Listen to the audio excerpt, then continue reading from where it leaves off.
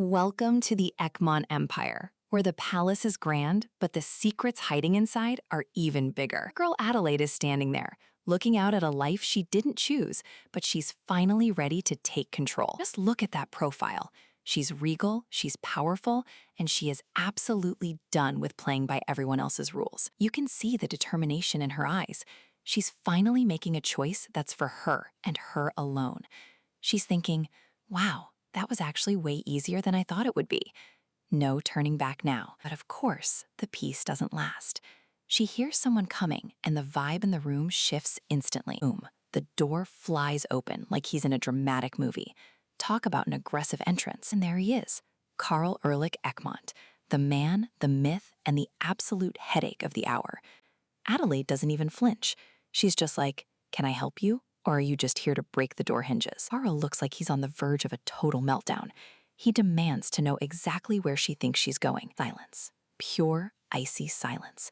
She doesn't owe him a single explanation, and her face says it all. He's literally chasing her down now, shouting that he asked her a question. "Calm down, sir. The floor is vibrating." He gets right in her face, still trying to act like he has some kind of authority over her. The audacity is off the charts. Adelaide just looks at him with those golden eyes. She is so beyond over this man's temper tantrums. He tries to grab her, thinking he can just force her to stay. He really has no idea who he's messing with. Then he drops the name. "Are you going to that guy?" Oh, so he's jealous. That's actually hilarious. He's talking about Lionel Valdir.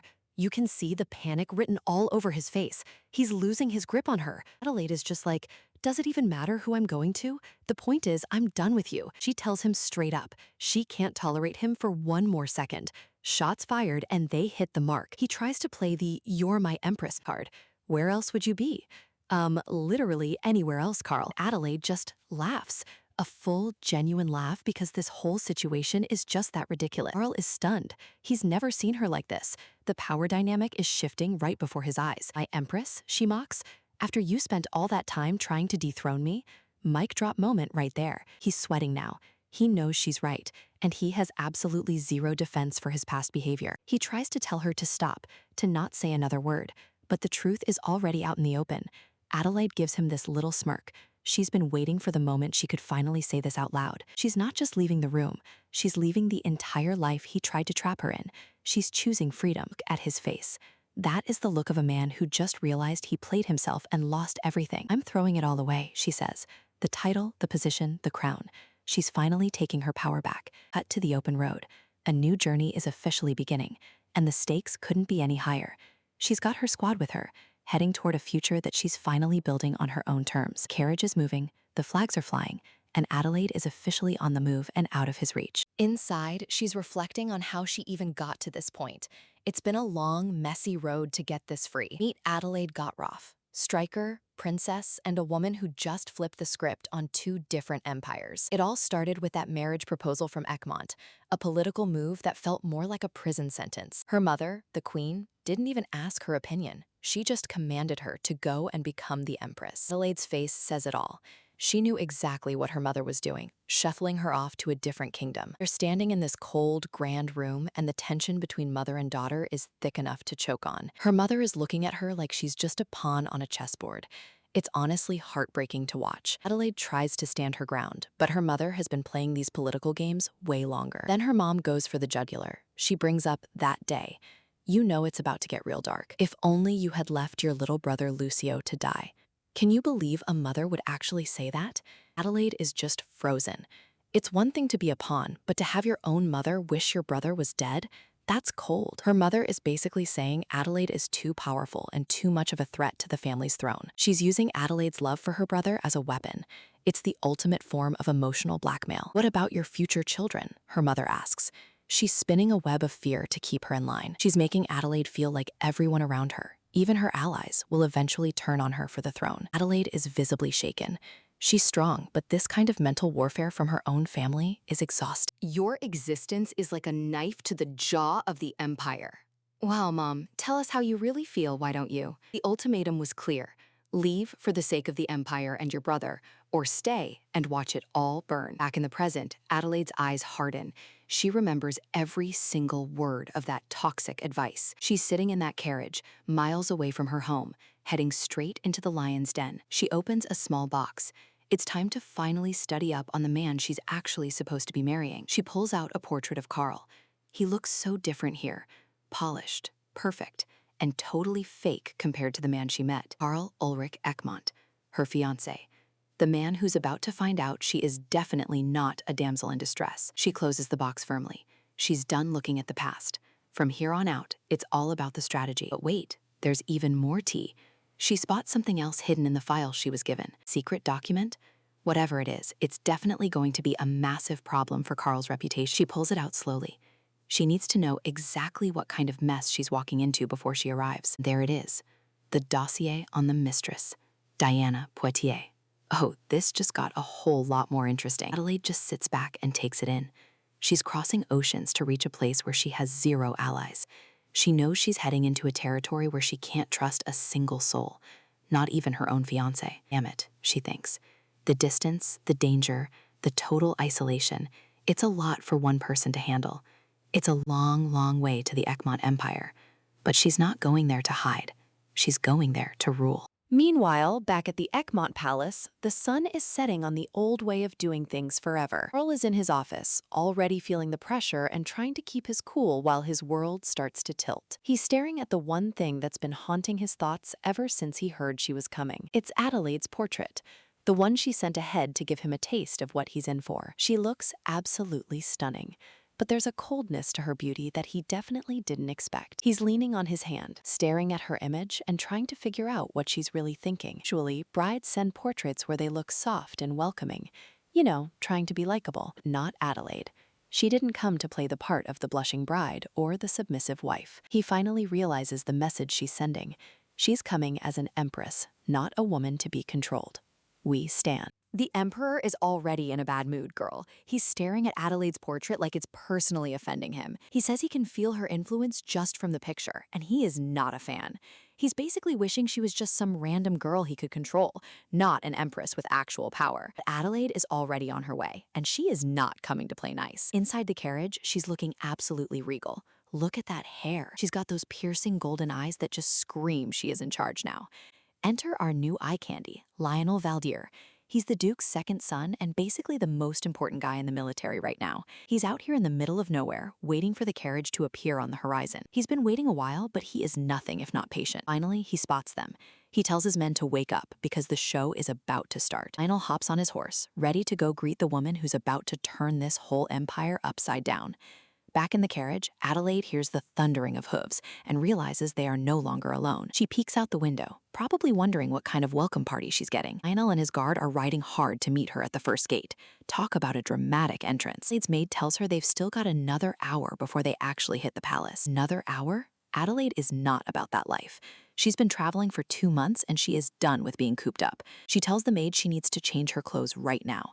She's got a plan, and it definitely does not involve a ball gown. The carriage finally comes to a screeching halt as they reach the meeting point. Lionel steps off his horse, looking every bit the high-ranking captain he is. He's got that stoic hero look down to a science girl. He walks toward the carriage with all the confidence in the world. He's prepared for a fragile princess, but he has no idea what's waiting behind that door. He approaches the carriage door, where the maid is waiting, looking a little nervous. The maid gives him a quick nod, basically saying, "Good luck, you are going to need it."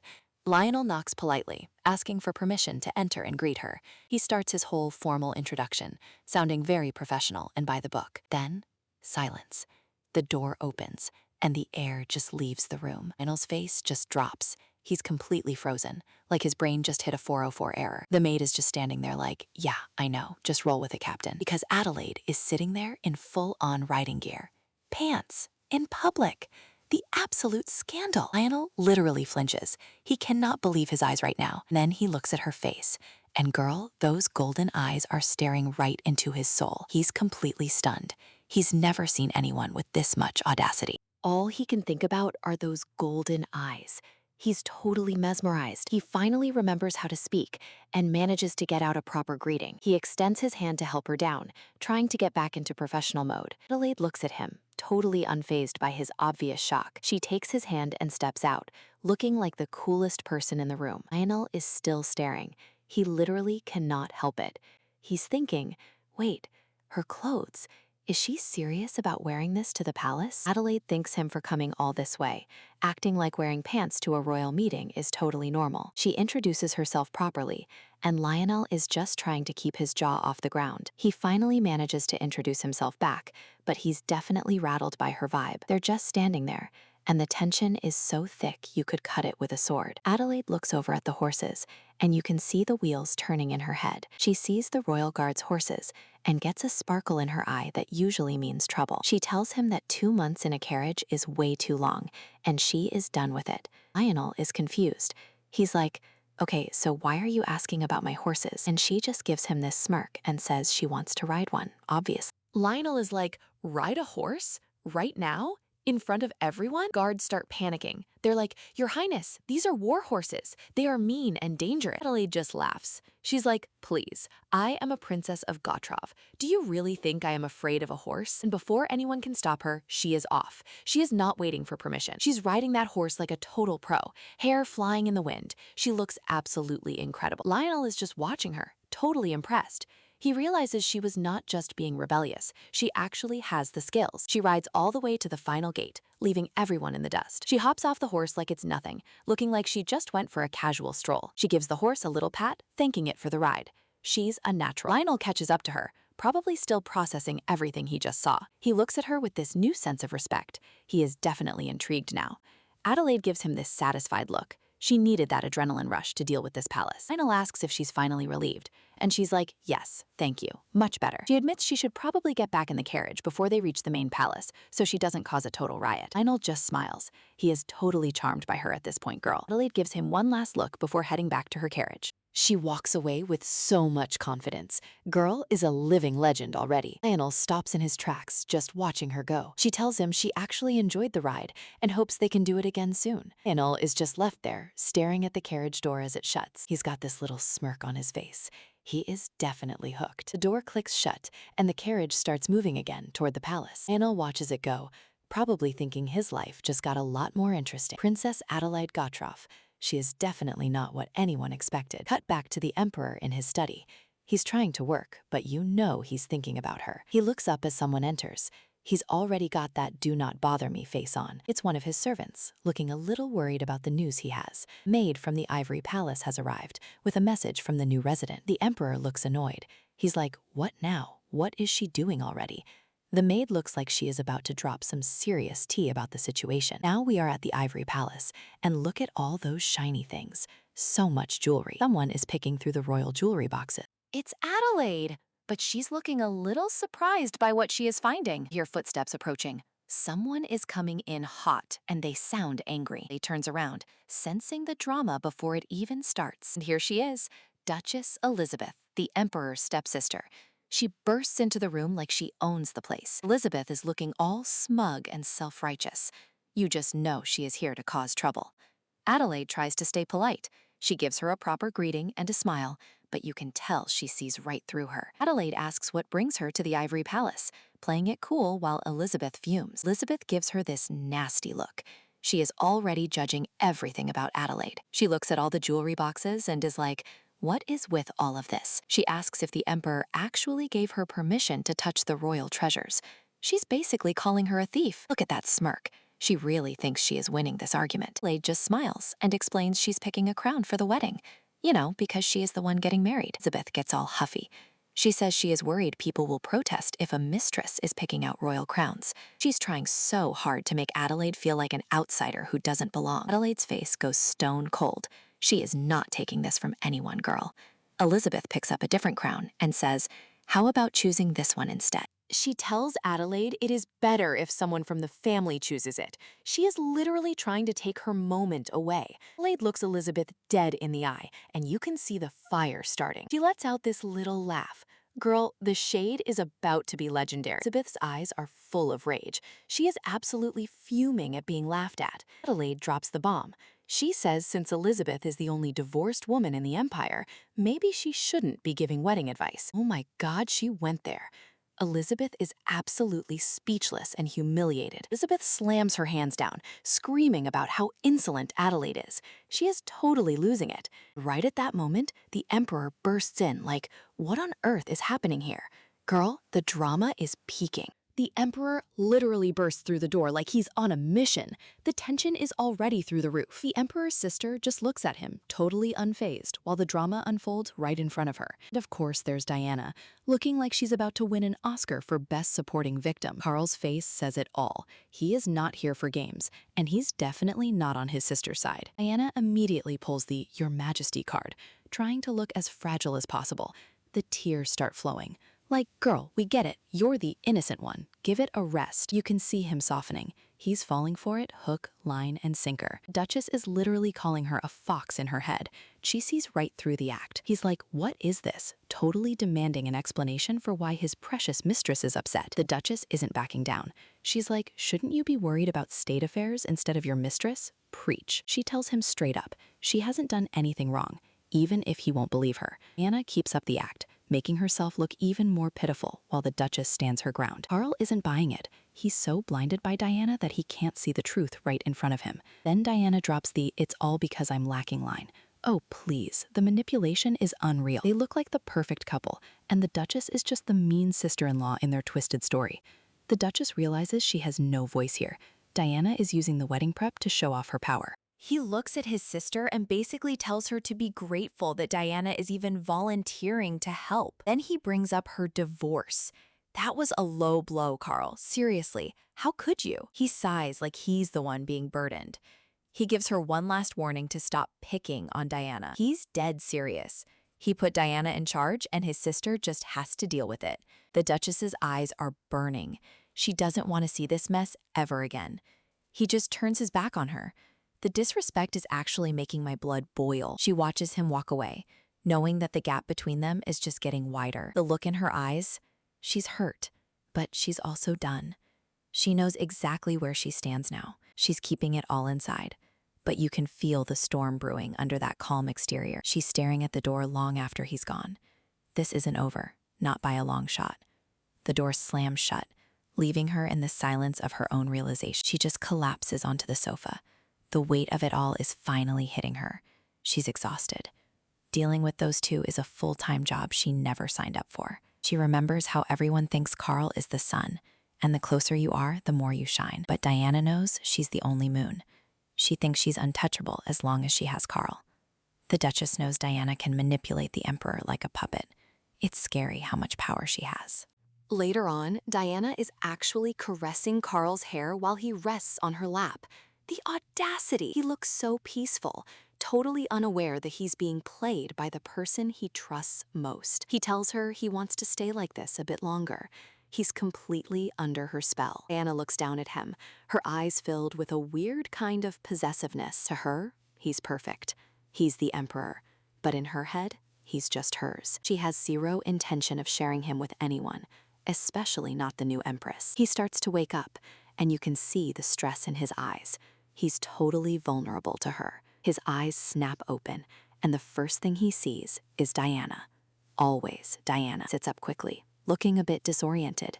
The mood in the room just shifted. And here we go again. She's back to the waterworks. She really knows how to play her role. He asks if she's still hurt by his sister's words. He's so protective, it's almost nauseating. She starts sobbing about how the new Empress might be displeased with her. She's laying it on thick. He tells her the Empress will never be able to harm her. He's basically giving her a free pass to do whatever she wants. She tries to act like she's the one standing in the way of his future. Girl, please, you love being in the way. She tells him he's the only one she wants. That fake sweet voice is enough to make anyone cringe. Carl looks stressed. He wants to keep her by his side, even if it means causing a political scandal. She tells him she's fine just being by his side. Yeah, right. We all know she wants more. She reaches out to touch his face, acting like she's his only comfort in the world. They share this tender moment, but it feels so calculated. Diana is definitely winning this round. Carl's expression is so intense. He's determined to protect his mistress, no matter the cost. Diana clings to him, thinking to herself that she'll never let anyone steal him away. Now we're back with the Duchess. She's looking at something, probably more wedding plans she has to deal with. She's having tea with her brother, but the conversation is anything but relaxing. He's surprised that she even chose the Emperor's coat. He knows how much she's handling right now. The Duchess is just staring ahead. She's realized something, and it's about the people around her. She notices the maids standing by the door. One of them catches her eye for a very specific reason. The maid has light blonde hair and deep blue eyes, just like someone we know. The Duchess tells the maid to lift her face. She's checking every detail, and she doesn't like what she sees. Blonde hair, blue eyes. It's a recurring theme in this palace, and she is over it. She thinks the maid isn't noticeably beautiful, but the resemblance is enough to be suspicious. She tells both of them to leave. She needs to talk to her brother in private, right now. The maids leave, but you can feel her gaze burning into the back of their heads. She turns to her brother and gives a very specific order. No more maids with blonde hair and blue eyes, period. He's like, do you know how common that is? He thinks she's being unreasonable, but he doesn't get it. She doesn't care. She tells him he has to do exactly as she says. She's not taking any chances. He finally gives in, but he still thinks she's just being difficult. If only he knew the real reason. She warns him to be careful with his words. The palace walls have ears, and they're always listening. He looks a bit annoyed, but he knows better than to argue with her when she's like this. Then he asks her the big question. Does she really think she can hang on against the new Empress? He points out that the Empress is a princess from a powerful kingdom.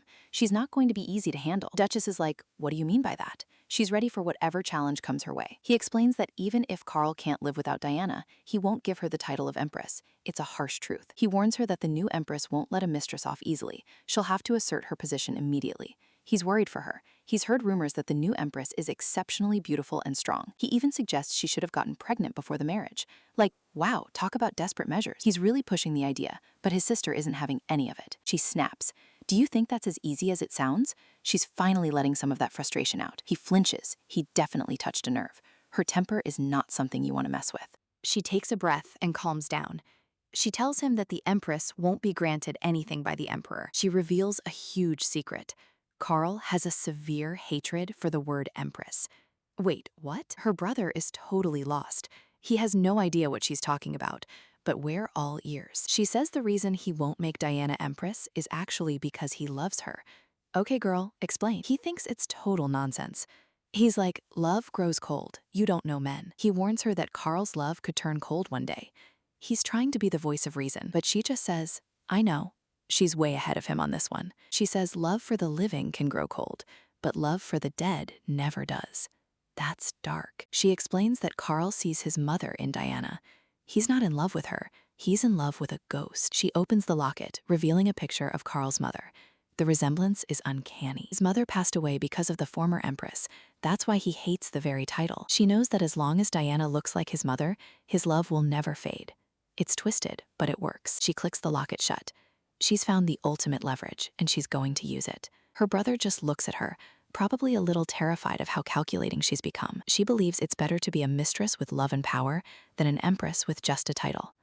The next day, people are lining up at the palace to welcome the new Empress, Adelaide. She's sitting there, looking every bit the royal she is, but there's one person missing. Everyone wants to make a good impression on her, but the one person who matters still hasn't shown up. The day turns into evening, and the parade of greetings finally comes to an end. Still no news of the Emperor.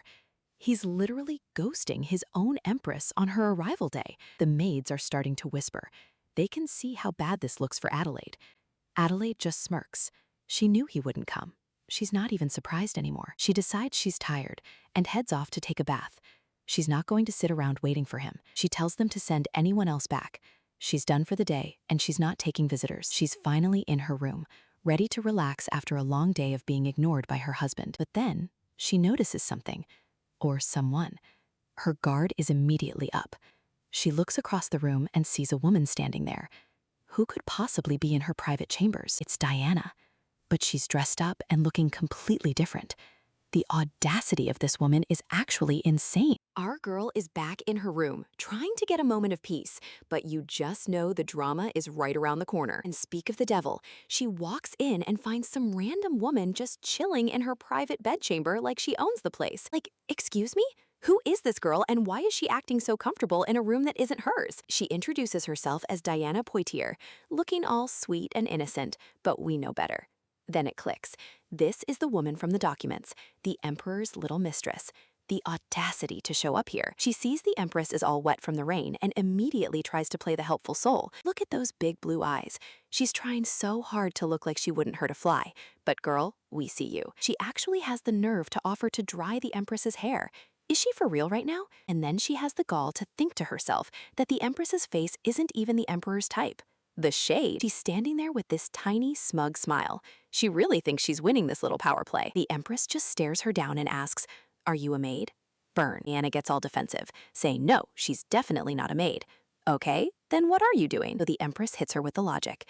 Then why on earth are you trying to dry my hair? And more importantly, why are you in my bedroom without my permission?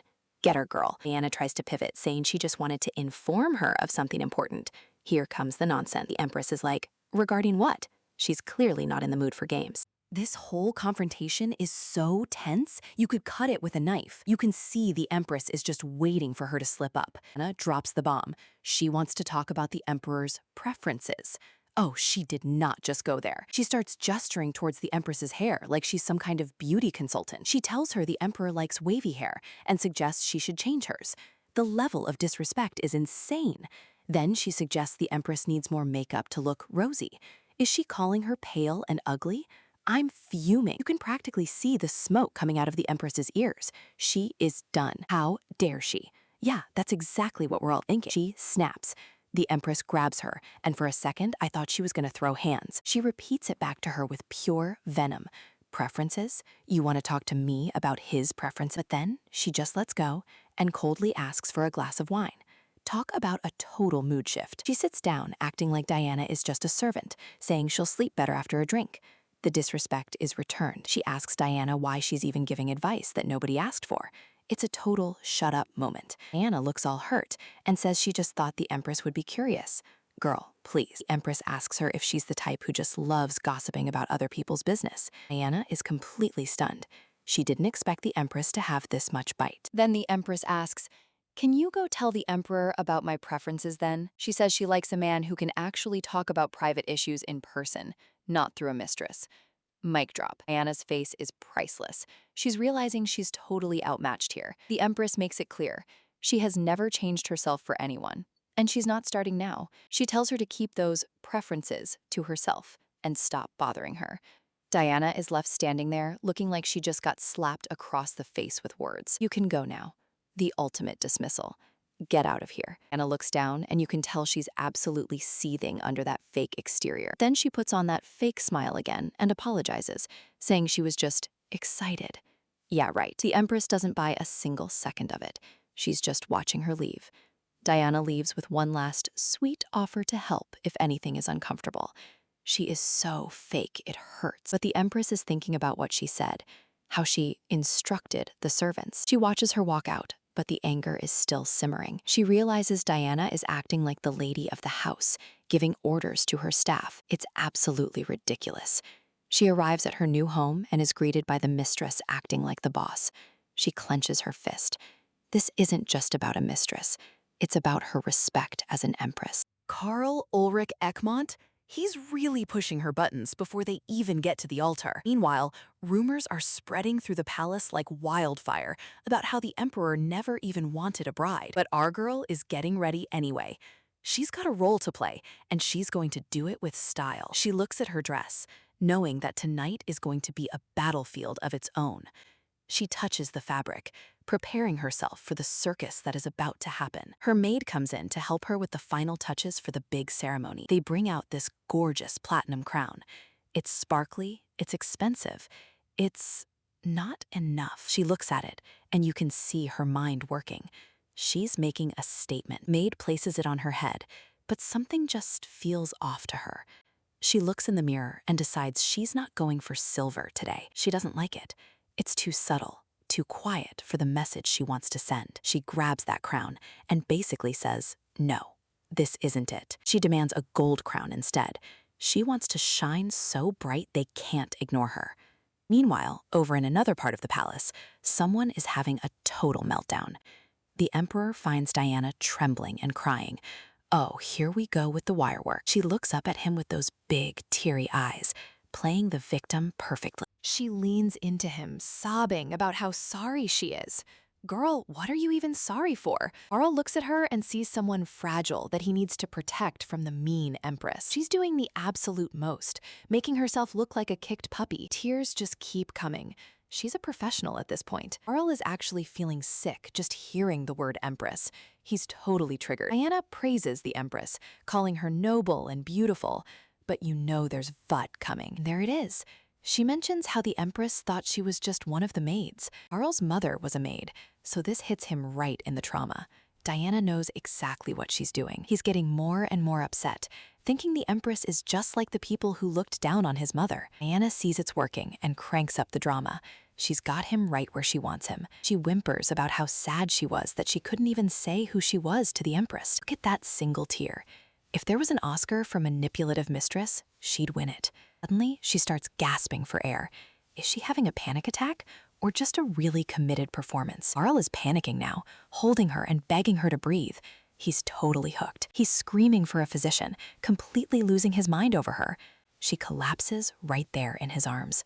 The drama is at an all-time high. She whispers, "Please don't throw me away," like she's in some tragic romance novel. Carl looks like he's about to go to war. The Empress is definitely going to pay for this. He just holds her as she faints, completely forgetting everything else. And just like that, the mood shifts. It's time for the wedding. But where's the groom? The cathedral is stunning, but the atmosphere inside is getting very awkward. All the nobles are whispering, "Why hasn't His Majesty shown up yet? This is a disaster." And there she is, our Empress, standing all by herself at the altar. My heart is breaking for her, but she isn't crying. She's cold as ice, thinking, does he really think he can make me look this ridiculous? The clock is ticking and everyone is literally holding their breath. The tension in this room is thick enough to cut with a knife, and we haven't even started yet. Adelaide is just standing there looking like a literal goddess in that gown, but you can hear the whispers. The nobles are already starting their gossip and it is getting loud. She's trying to keep her cool, but honestly, she feels like she's being thrown into a shark tank without a life jacket. Look at these people snickering behind her back. It makes my blood boil. Adelaide is literally gritting her teeth, trying not to snap at them. In this moment, she remembers her nanny's words. In a place like this, there's absolutely nobody to trust but yourself. Her nanny was the only one who truly cared, crying as she told her that she has to be the one to protect her own honor and dignity. That's right, time to lock in. Adelaide isn't going to let these vultures see her sweat for even a second. She takes a deep breath and looks around. Why on earth is she the only one standing while all these nobles are comfortably seated? It's a total power play to make her look pathetic. Well, two can play at that game. She calls over an attendant with the most effortless, cold, "You there," you've ever heard. The nobles are like, wait, what is she doing? They have absolutely no clue what's about to hit them. She demands a chair. Yes, girl. If the emperor is going to be this late to his own wedding, she's gonna wait in style. She sits down like the absolute queen she is. The sheer audacity. I am obsessed with this move. She's not playing around. The crowd is absolutely reeling. She's seated? Yes, she is. And what are you guys gonna do about it? Exactly. Nothing. Look at that gorgeous, confident smile. She's basically telling them that if the emperor wants her standing, he should have been here on time. The silence in the room is deafening now. She just flipped the entire script and took control of the room without even raising her voice. Even the Duke, Lionel Valdir, is impressed. He can see exactly what she's doing, and honestly, he's totally here for the drama. He's looking at her with such intensity. There's definitely something brewing there, and I'm already shipping it so hard. Adelaide notices him too. She's wondering who this handsome guy is and why he's staring like he can see right through her. Lionel Valdir. Remember that name because he's definitely going to be the main character in her new life. She keeps her cool, sitting there regally while the atmosphere in the room completely shifts in her favor. The whispers have changed from mockery to pure awe. She turned a humiliating weight into a display of absolute regal power. This blonde noblewoman, Elizabeth, is totally caught off guard. Adelaide just put every single person in this room in their place with one move. Elizabeth and her companion decide they need to go greet the future empress right now. The tide has officially turned, baby. She introduces herself as Elizabeth Ulrich Grant. Talk about a complete 180 in attitude once they realized she's a boss. Ulrich joins in too. Everyone wants a piece of her now that she's shown she's definitely not a pushover. Adelaide handles it with so much grace, but she's low-key thinking, can we just get this wedding started so I can officially be in charge? She tells them she wants to hurry up and become an Ulrich. She's ready to claim her title and her power, and she's not hiding it. They're all laughing and totally charmed by her now. She's already winning over the court, and the emperor hasn't even shown his face yet. Everyone is agreeing. She already looks and acts like the perfect empress. The plan is working perfectly. She graciously offers them a seat too, showing them exactly who has the higher rank here. She's the one giving permissions now. Elizabeth is actually impressed. She's thinking about how Carl's face is going to look when he finally sees this. Oh, the tea is about to be piping hot. She can't wait for the emperor to walk in and see his supposedly docile bride running the entire show. And speak of the devil, the doors are finally opening. Here comes the man of the hour, finally deciding to show up. Enter Emperor Karl Ulrich Egmont. He's gorgeous, sure, but look at that cold expression. He looks like he'd rather be literally anywhere else. Everyone immediately drops into a bow. The atmosphere just got ice cold the second he stepped into the room. He's walking down the aisle with so much arrogance. He doesn't even look at the people he's passing. It's like they're invisible. Every step he takes just screams, I'm the boss and I'm incredibly annoyed to be here. He's such a mood, but not a good one. Look at that glare. He's already spotted her, and you can tell he is absolutely not happy with what he sees. He sees her sitting on that chair, and he is absolutely fuming. He expected her to be standing there trembling, not lounging like she owns the place. Adelaide stands up and calmly tells the attendants they can take the chair away now. The shade. I am living for this. The attendants scurry to move it. You can practically feel the power struggle happening in real time between these two. Carl is genuinely surprised. She's the literal embodiment of an empress, and it's clearly catching him off guard. She stares right back at him with those golden eyes. She is not intimidated by him at all, and it's making him crazy. He's getting even more irritated. He can't stand that he's not the only powerful person in the room anymore. They exchange the most formal, icy greetings. Girl, you could freeze a lake with the vibes between these two. Adelaide thinks he has a graceful face, but his beauty doesn't mask how cold-hearted he seems. The portrait definitely didn't do his coldness justice. She's already exhausted, and the ceremony hasn't even finished. Dealing with this man is going to be a full-time job. An attendant brings over the bouquet. It's finally time for the walk down the aisle. Let's see how this goes. She takes the flowers, looking stunning. But her mind is already racing with a million different ways to handle this man. The attendant tells the emperor to take her hand and walk her down the aisle. Standard wedding stuff, right? Well, think again. Carl gives him the most terrifying look. He is absolutely not about to play nice for the cameras. He literally ignores her hand and just starts walking. The level of disrespect is actually insane. I'm fuming for her. Adelaide is stunned. She knew he was cold, but this? Doing this in front of the entire empire is a whole new level of petty. He's just leaving her there. My jaw is on the floor. He's trying to humiliate her in the most public way possible. The nobles are losing their minds. He refused to hold her hand. The gossip mill is going to be running for weeks over this. Even Lionel is like, what on earth? This is a disaster of epic proportions, and everyone is watching. Adelaide is fuming. You can see the anger radiating off her. She's definitely not going to take this lying down. She's literally shaking with rage. If looks could kill, Carl would be a goner right now. She's reaching her limit. The poor maid is terrified. She offers the bouquet again, but the entire vibe of the wedding is already ruined. Adelaide pushes it away with a sharp gesture. She doesn't need flowers to walk down an aisle and claim her throne. Carl is still walking ahead like he's the only person in the room. His arrogance is just on another level. She catches up to him and tells him to keep walking and not to stop. She's taking charge of the situation again, even if he hates it. He asks what she means, and she's just done with him. The fire in her eyes is absolutely terrifying. They're at the altar now, but the conversation they're having is anything but holy. This is war. Carl brings up the fact that she asked if Diana was a maid. He's actually defending that girl at his own wedding. The nerve! While the priest is talking about God's will, Carl whispers the ultimate insult. I won't spend our first night with you. My heart just broke for her. Imagine being told that on your wedding day. He is truly a monster. They glance at each other, and the hatred is palpable. This is officially going to be the messiest marriage in history. Then, Adelaide just smirks. God's will? She thinks it's hilarious that he thinks he can just discard her like that. He has no idea who he's dealing with. The priest officially announces it. Adelaide Gottschalk has officially become Adelaide Ulrich Ekmont. Damn it, she thinks. There's no turning back now. She's officially the Empress, and the real war is just beginning. Starting off with a little retail therapy, if you can call dropping literal gold bars little. Diana is paying for these dresses herself because she knows exactly how she needs to look. The Countess is a bit worried about the spending, but Diana is playing the long game. She wants to leave an impression of absolute generosity. To win the palace, you have to win the people first. But behind that calm face, she's already calculating her next move. She didn't just come here to play dress up. She's here to take over. The Countess looks like she's about to have a heart attack. She knows the political climate is reaching a boiling point. Diana can feel the tension in the air.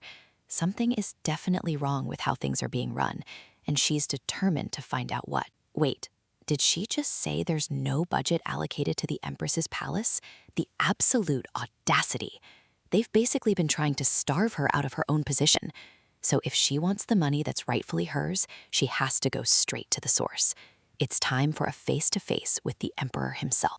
The news arrives that the clothing store owner is here, but Diana's mind is already halfway to the conference hall. She tells them to send the guests in, but she's already standing up. She's got places to be and a husband to confront.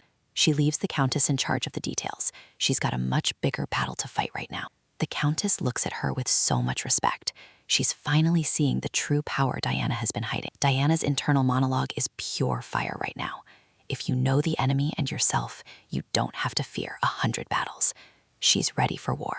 The palace is buzzing today. Everyone can feel that something big is about to happen, and all eyes are on the main hall. The servants can't even hide their shock. Seeing the Empress walking toward the conference room like she owns the place is not something they're used to. She arrives just as a major conference is happening. Talk about a dramatic entrance. She looks absolutely stunning in that red, and she knows it. She calmly requests an audience with His Majesty. The guards are scrambling because you just don't say no to that look in her eyes. When they suggest she wait in the drawing room, she shuts that down immediately. No, she'll wait right here in the conference waiting room where everyone can see her. Inside, things are getting intense. Count Calvin is literally begging for help. Apparently, his territory is being overrun by monsters from a mysterious tower. And there he is, the Emperor, looking as cold and unbothered as ever while his people are literally dying. The vibe in this room is toxic. The other ministers are just watching, most of them probably hoping they don't have to spend a single dime of their own resources. The older nobles look skeptical. They've heard these pleas before, but this time, the desperation feels different. Then this guy, Lennox Poitiers, speaks up, and he is a total jerk. He calls the Count's plea whining over a level 4 tower. Can you believe the nerve? He's basically mocking the Count for being scared. He's more worried about keeping the magicians at the palace for the Emperor's safety than helping a whole territory. The Count is falling apart. He's trying to explain that it's not just a level 4 tower anymore. The monsters are evolving and they're coming from the sky. Lennox just gets more aggressive, accusing the Count of being selfish. The irony is so thick you could cut it with a sword. Outside, Diana hears everything. Her eyes sharpen. She knows exactly what's happening in that room, and she's disgusted. She sits there, regal as ever, letting the anger simmer. She's gathering all the intel she needs to make her move. The Emperor looks like he's about to fall asleep. He really couldn't care less about the lives of his subjects, as long as his own castle is safe. Sir Lionel Valdir is watching the whole scene with a grim expression. He's one of the few who actually seems to have a soul in this room. Lennox is still going off, getting all red in the face. He's really enjoying this power trip, isn't he? Suddenly, someone slams their hand on the table. The room goes dead silent. The tension is finally snapped. The Emperor has finally had enough of the noise. He looks like he's done with the whole conversation. He stares down at the paperwork, his eyes cold and dismissive. He's already made up his mind, and it's not good news for the Count. He tells the Count that sending magicians is unnecessary. Look at the poor man's face. He's literally crying. His home is doomed, and his king just doesn't care. The Emperor closes the meeting like he's just finishing a boring lunch. He tells everyone else to leave, completely ignoring the tragedy he just signed off on. The ministers start to clear out, whispering and murmuring. They've seen this coldness before, but it never gets easier to watch. Lionel and his brother are still there, looking incredibly disappointed. They know the emperor is making a huge mistake. The count is left in total despair. He truly believes it's all over for his people. It's honestly heartbreaking. Just as the room is clearing, the attendant informs the emperor that Diana is waiting outside. He seems genuinely surprised for once. His eyes narrow. He's probably wondering what his quiet wife wants now. He has no idea the storm that's about to walk through those doors. The nobles start exiting the room, and they all freeze when they see who's sitting there. The Empress herself, just casually chilling in the waiting room. She doesn't even stand up. She just sits there, looking like a literal goddess of vengeance, watching them all file out. She's memorizing their faces, especially the ones who were just arguing against helping the people. She's taking names, and she's definitely checking them twice. Those golden eyes are glowing with a very dangerous light. Diana is not playing around today. Then this older noble, an elder of the royal family, walks up and calls her niece-in-law. The disrespect is so blatant, it's almost funny. The other nobles are internally screaming, "You do not address the Empress like that in public." He's trying to belittle her, but it's going to backfire so hard. Diana just stares at him with a look that could freeze the sun. She doesn't say a word, letting the silence do the talking. She's thinking, you really think you can talk to me like that? She's already decided how she's going to dismantle this man. He actually flinches. He thought he could bully her, but he's realizing very quickly that the woman in front of him is a predator, not prey. He tries to backpedal, making excuses about just wanting to seem friendly. Yeah, sure, buddy. We all saw what you were trying to do. She finally speaks, and it's a total power move. She tells him he chose the wrong way to be friendly and warns him to be careful in the future. Queen behavior. The man is shaking now. He mumbles that he'll keep it in mind, and he can't get away from her fast enough. Diana turns her attention to the next target. She sees Sir Lionel Valdir, and her expression softens just a tiny bit. Lionel bows deeply, showing her the respect she actually deserves. He knows a true leader when he sees one. She gives him a small smile, but those eyes are still sharp. She's got questions, and she knows he's the one with the answer. She asks him to point out Count Calvin. She heard the whole thing, and she's not about to let that man leave without a sliver of hope. She approaches the Count, who is still looking like his world just ended. He can't believe the Empress is actually talking to him. He's so confused and broken, he doesn't even know how to react. He just stares at her like she's an angel who lost her way. She gets straight to the point, asking about the aerial monsters and why no magicians were sent. She's cutting through all the political nonsense. Lionel is watching her closely. He's impressed. She's doing more for the people in 5 minutes than the Emperor did in the whole meeting. Then Lennox Poitiers tries to butt in, introducing himself as the vice captain of the magic department. Ugh, this guy again. Diana gives him the most dismissive nice to meet you ever. She knows exactly who he is, the one who was mocking the Count earlier. The Count and Lionel are just standing there, stunned by her boldness.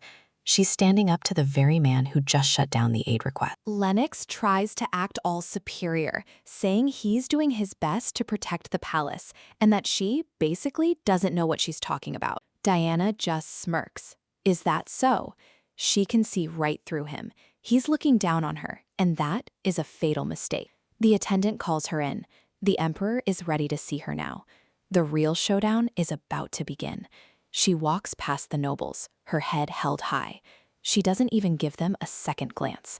They're irrelevant now. Lennox and the Count are left in her wake, both of them reeling for very different reasons. She's changed the whole atmosphere of the palace. Look at that exit, or entrance, rather. She's walking into the lion's den, but we all know who the real lion is in this marriage. Lionel watches her go, thinking to himself that she hasn't changed at all.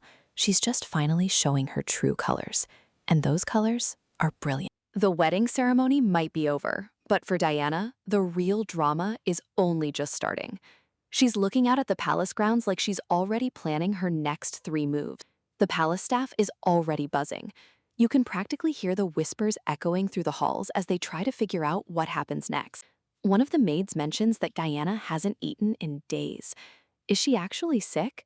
Or is this just more of her high-stakes acting to get attention? Diana's got that sharp, icy look in her eyes again. She's definitely not in the mood for any mistakes from the help today. The maids are starting to realize they're walking on very thin ice. One wrong word and it's game over for them. You can see the sheer panic on this maid's face. She knows she just messed up big time, and Diana is not the forgiving type. She tries to bow and apologize, calling her my lady. But that was her first and final mistake. Diana's eye catches every little detail. She's focused, she's angry, and she's about to make a point that no one will ever forget. She gets right in the mate's space, her voice probably dropping to that terrifyingly calm whisper. This is where things get real ugly. She grabs the poor girl by the chin, forcing her to look at who's really in charge here. The power trip is in full swing. Diana reminds her exactly where they are. This isn't just some noble's house. This is the royal palace, and she's the one who calls the shots. How dare you call me a lady? She's absolutely losing it. To her, lady is a demotion she's not willing to accept. The maid is literally in tears now, trembling under Diana's grip. It's brutal to watch, but Diana doesn't care about her feeling. She's cold as ice. No empathy, no hesitation. She wants total submission from every single person in this building. She tosses the girl aside like she's nothing. A clear message to everyone else. Learn your place or get out. She demands to be addressed as Your Highness. She's claiming the Ivory Palace as her own. Empress or no Empress. The maid is left sobbing on the floor. Diana has officially established her reign of terror for the day. She brushes it all off like it was nothing more than a minor annoyance and says she's going to lie down. The drama is exhausting, apparently. The other maid is just trying to stay invisible at this point. She asks if she should call a physician since Diana is feeling faint. Diana gives her the okay. She's playing the fragile card now, and we all know who she wants to come running when she hears she's sick. Meanwhile, the Empress is dealing with her own set of problems. She's realizing that being the official wife doesn't mean she has all the power. She's sitting there, looking regal, but totally isolated. She knows she can't trust anyone in this palace, not even the maids. She's trying to piece the puzzle together, but there are so many missing parts. Her eyes are full of a very dangerous kind of determination. She realizes that because their kingdoms were so distant, she has zero intel on Diana. Information is the one thing she needs most right now. It's frustrating. She's the Empress, but she's flying blind in a palace full of people who would rather see her fail. And then there's Carl. He's the biggest mystery of all. He tells the Empress not to get greedy, like she's the one out of line here. Adelaide is fuming inside. The disrespect is just mounting up, and she's not the type to just sit back and take it. She clenches her hand so hard, her knuckles are probably white. She's holding back a tidal wave of rage right now. She can't get over the fact that he went straight to Diana on their wedding day. It's the ultimate slap in the face. Back at the Ivory Palace, the sun is setting, but the tension is only rising. Someone's coming, and we all know who it is. The door bursts open. No knocking, no waiting. Only one person in this palace has that kind of audacity. It's Carl. He's still in his wedding suit, looking every bit the emperor, but his first stop isn't his new wife's room. He finds Diana looking like a tragic heroine in her big, fancy bed. He just stands there, watching her sleep. His face is a complete mask. You can't tell if he's worried, guilty, or just plain tired of all the game. Diana looks so peaceful, but you just know she's aware of exactly who is standing in that room. She starts mumbling in her sleep, calling out for Carl. It's the perfect way to pull at his heartstrings without even being awake. He's towering over her, this powerful man reduced to checking on his lover while his Empress sits alone. It's such a mess. She finally wakes up and sees him. She's got that wide-eyed, innocent look down to a science. He asks if she's fully awake. His voice is probably low and gravelly, the kind of tone that makes you forget he's a jerk for a second. She immediately goes for the guilt trip, telling him he shouldn't be here. She knows that's the fastest way to make him stay. I've always been a nuisance to you. She is laying it on so thick. She's playing the victim perfectly. She tells him to hurry up and go back to the Empress. She's basically daring him to choose her over his new wife. And Carl, being Carl, tells her he already told the Empress he isn't going. He's choosing Diana, and she knows she's won this round. She catches his eye, and for a split second, you can see the triumph behind her tears. She's got him right where she wants him. She starts talking about the wedding, how she chose the dress, the crown, everything. She's reminding him of her sacrifice. She looks so heartbroken, like she's the one who lost everything today. It's a masterclass in manipulation. My heart feels like it's being ripped apart. She's really going for the emotional jugular now. But Carl just looks at her with that same emotionless gaze. He's like a wolf. You think you've tamed him, but he's always one step away from biting. She asks him how she's supposed to introduce herself to the Empress now. She's fishing for a status, something to hold over Adelaide's head. She says the nobles will just call her a mistress now. She's basically demanding he give her a title that commands respect. She waits for his answer, her breath hitched. This is the moment she's been building up to all day. She tells him she wants the Empress to call her His Majesty's lover. She's not just asking for a title, she's asking for a weapon. Carl just watches her, his expression unreadable. He's seeing her weak spots and deciding if he wants to play along. She gives him that soft, hopeful look. She knows she's touching his weak spots too, and he's giving in. She reaches out her hand, a silent invitation for him to stay even closer. Please hold me. She's sealing the deal.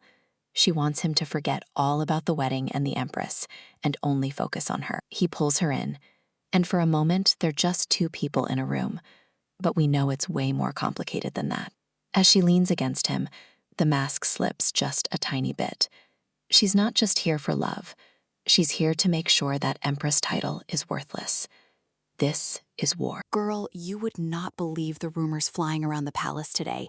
Everyone is whispering, and the tea is absolutely piping hot. They're saying the emperor didn't even spend a wedding night with his new wife. As soon as the ceremony ended, he bolted straight to the Ivory Palace to be with his mistress. The Empress has basically gone into hiding, refusing to see any visitors. But let's be real, no amount of privacy is going to save her from this level of embarrassment. The ladies are literally laughing behind their fans, saying she can't even handle a mistress. It's brutal out here, and the disrespect is reaching a whole new level. They're getting so bold with their gossip, poking fun at the situation like it's a comedy show. But wait, someone just realized they're not as alone as they thought. Talk about an awkward moment. And there she is. Adele walks in looking like absolute royalty, shutting down the chatter just by existing. You could hear a pin drop. The Empress has arrived, and she looks completely unfazed by the snakes in the garden. Look at them scrambling. They were just talking trash, and now they're bowing like their lives depend on it. The hypocrisy is real. Adele just gives them a slight nod. She's not even going to give them the satisfaction of a real reaction. That is how you handle Mean Girl. As she walks away, the ladies are shaking. They're terrified she heard every single word of their nasty little conversation. But once she's behind closed doors, the mask finally slips. Adele is exhausted, and honestly, who can blame her? She drops into her chair, the weight of everything finally hitting her. It's one thing to be strong in public, but this is a lot for anyone to handle. She braced herself for this, but the reality of being treated like an outsider in her own palace is harder than she ever imagined. She thinks back to why she's here alone. She didn't bring anyone from her homeland because she didn't want them to suffer through this exile with her. She tells herself to get it together. No more reminiscing about the past. It's time to focus on how to survive this den of vipers. Meanwhile, the wedding festivities are still going on. In this empire, the banquets are a 3-day marathon. And of course, Diana is right in the middle of it all, acting like she's the one who should be wearing the crown. Diana is feeling herself way too much. She's convinced that she worked for her status, while Adele just got lucky by being born a princess. She's looking at the throne like it's already hers. She's determined to make sure Adele never even gets a chance to sit in that chair today. Diana is out for blood. She wants to be the main character of every event, from the wedding to the first banquet. In her mind, that place was always meant for her, and she's not going to let a lucky princess take it without a fight. She's literally planning to sabotage the Empress before the banquet even starts. The level of pettiness is off the charts. Back in Adele's room, things are going south. The maids are apologizing because none of the dresses they received actually fit. They're blaming it on different metric systems, but Adele isn't buying it. Her wedding dress fit perfectly, so why wouldn't these? The sabotage cuss is so tight it's literally ripping. It's obvious someone did this on purpose to humiliate her. Adele just sighs and tells them to get it mended. She's trying to stay calm, even though she knows exactly what's happening. The maids are hesitating because mending a dress to be larger is almost impossible on such short notice. Adele realizes that while she was busy fighting monsters and towers back home, she might have underestimated the war inside this palace. She remembers the warnings she was given.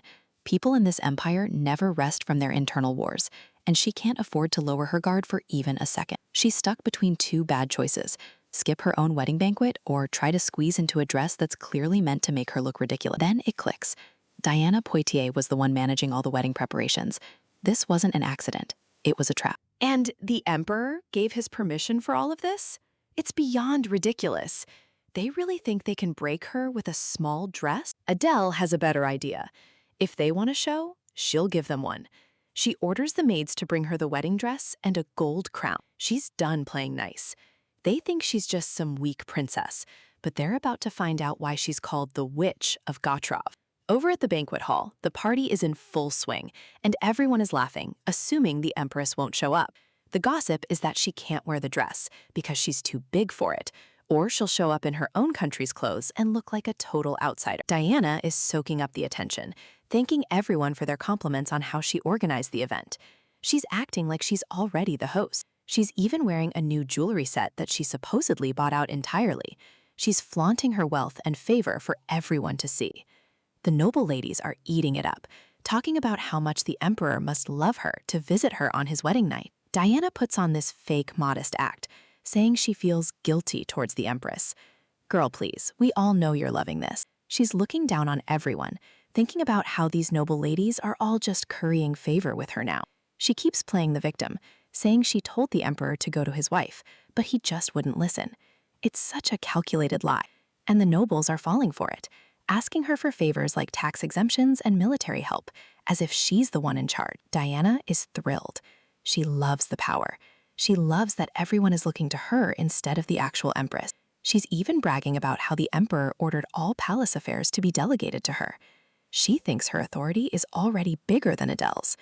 But then someone makes a dangerous statement about her authority, and the mood starts to shift. Enter Sir Valdir from the Duke's family. Finally, someone with some actual backbone shows up. The older nobles are getting nervous. They know Sir Valdir isn't someone you want to mess with. He's not buying Diana's little act at all. He's looking right through her. And her brother is starting to get defensive. Diana's brother is trying to act tough, but you can tell he's out of his league here. Diana is panicking internally. She knows that fighting with Lionel Valdir right here is going to be a disaster for her reputation. Lionel is cold as ice. He asks them if they even remember who this banquet is actually for. He tells the brother to watch his mouth and know his place.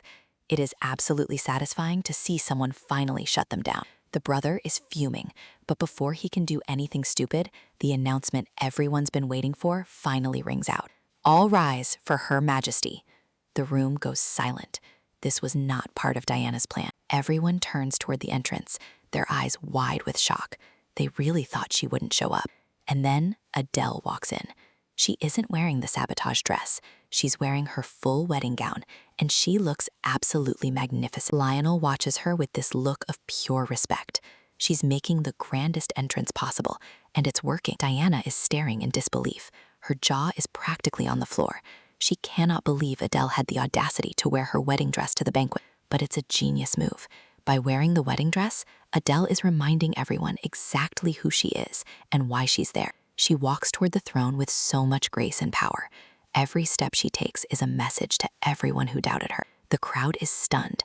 The whispers have completely stopped, replaced by sheer awe. Lionel can't take his eyes off her. She's not just a princess. She's a queen taking her rightful place. Adele doesn't look at Diana once. She just keeps moving forward, her head held high under that gold crown.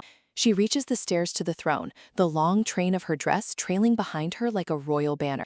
She stands before the chairs, the red carpet beneath her feet. This is her house now, and she's making sure everyone knows it. Diana is fuming. She's realized her plan backfired in the most public way possible. She tried to make Adele look small, and instead, Adele looks bigger than ever. Adele finally turns to address the room. The silence is heavy, and the tension is high. Everyone is holding their breath, waiting to see what she'll say after such a dramatic entrance. She just smiles, a cool, elegant smile, and says, "Seems like I'm a bit late, everyone." Queen behavior. She absolutely owned that room. Girl, can we just talk about the entrance? The Empress is stepping onto the Emperor's stairs, the ones literally no one else is allowed to touch without a single care in the world. She looks absolutely radiant. If anyone thought she was going to hide away in shame after everything that's happened, they were dead wrong. She's here to claim her throne. Look at that face in the crowd. The shock is real. Nobody expected her to show up looking this unbothered and this powerful. The tension in the room is so thick you could cut it with a knife. The guests are frozen, realize the entire vibe of the banquet just shifted. She locks eyes with Duke Desvanel and asks him so casually if he enjoyed his dinner. Talk about a power move, acting like everything is totally normal. The Duke and Poitiers are standing there like statues. You can see the gears turning in their heads as they try to process her sudden appearance. She takes her seat with the grace of a queen who knows she's the main character. She's not just attending, she's presiding. That silence, that's the sound of everyone losing their minds. She's just sitting there, cool as a cucumber, waiting for the first person to crack. The whispers start immediately. What do we do? Who goes first? They're all terrified of making the wrong move in front of her. Then we hear it. The sound of a confident step. Someone is finally brave enough to break the ice. It's Lionel Valdir. He steps up, addressing her with the respect she deserves. You can see the intensity in his eyes. She recognizes him immediately. Lionel Valdir. He's not just anyone. He's a player on this chessboard. He bows deeply, offering his deepest respects to Her Majesty. It's a public acknowledgement of her authority, and you know that's got a sting for her enemy. She gives them a polite, nice meeting you all, and points out that they must be the Duke's vassals. She's sharp, keeping everyone in their place. Now that one person has stepped forward, the floodgates are open. Everyone is rushing to get their greetings in, worried they'll look disrespectful if they don't. But check out that girl in the back. She's fuming because the Empress hasn't looked her way even once. She's being treated like the help, and she hates it. She's thinking, fine, if you won't look at me, I'll make you look at me. You can tell she's about to do something desperate for attention. She literally bumps into someone on purpose. A total classic mean girl move to cause a scene. The Empress doesn't even flinch. She just watches as the drama unfolds, probably thinking how pathetic this all is. And here she comes, Lady Poitiers, making a grand show of presenting herself. The crowd is living for it, whispering about how she only dares to do this because the Emperor loves her. She introduces herself with that fake sweet voice. My name is Diana Poitiers. Ugh, please, we know who you are, honey. The Empress sees right through her. She knows Poitiers is just trying to incite the people and make her look like the villain. Poitiers starts bragging about how she prepared the wedding and the banquet. She asks, how is it? Do you like it? She's really trying to rub it in. The crowd is holding their breath. This is the ultimate showdown between the wife and the mistress. Who's going to win this round? The Empress just stares at her, cold and calculating. She's not giving her an inch of satisfaction. The guests are sweating. They know they're witnessing a social execution. They just don't know who's on the chopping block yet. Then the Empress speaks. You've worked hard, Lady Poitiers. It sounds like a compliment, but we know better. She tells her not to be upset that she didn't wear the banquet dress Poitiers prepared. Oh, here it comes. She drops the bomb. It was too small in size. She even takes a sip of wine while saying it. The level of shade is astronomical. Poitier's face just drops. She realized her little plan to humiliate the Empress by giving her a tiny dress totally backfired.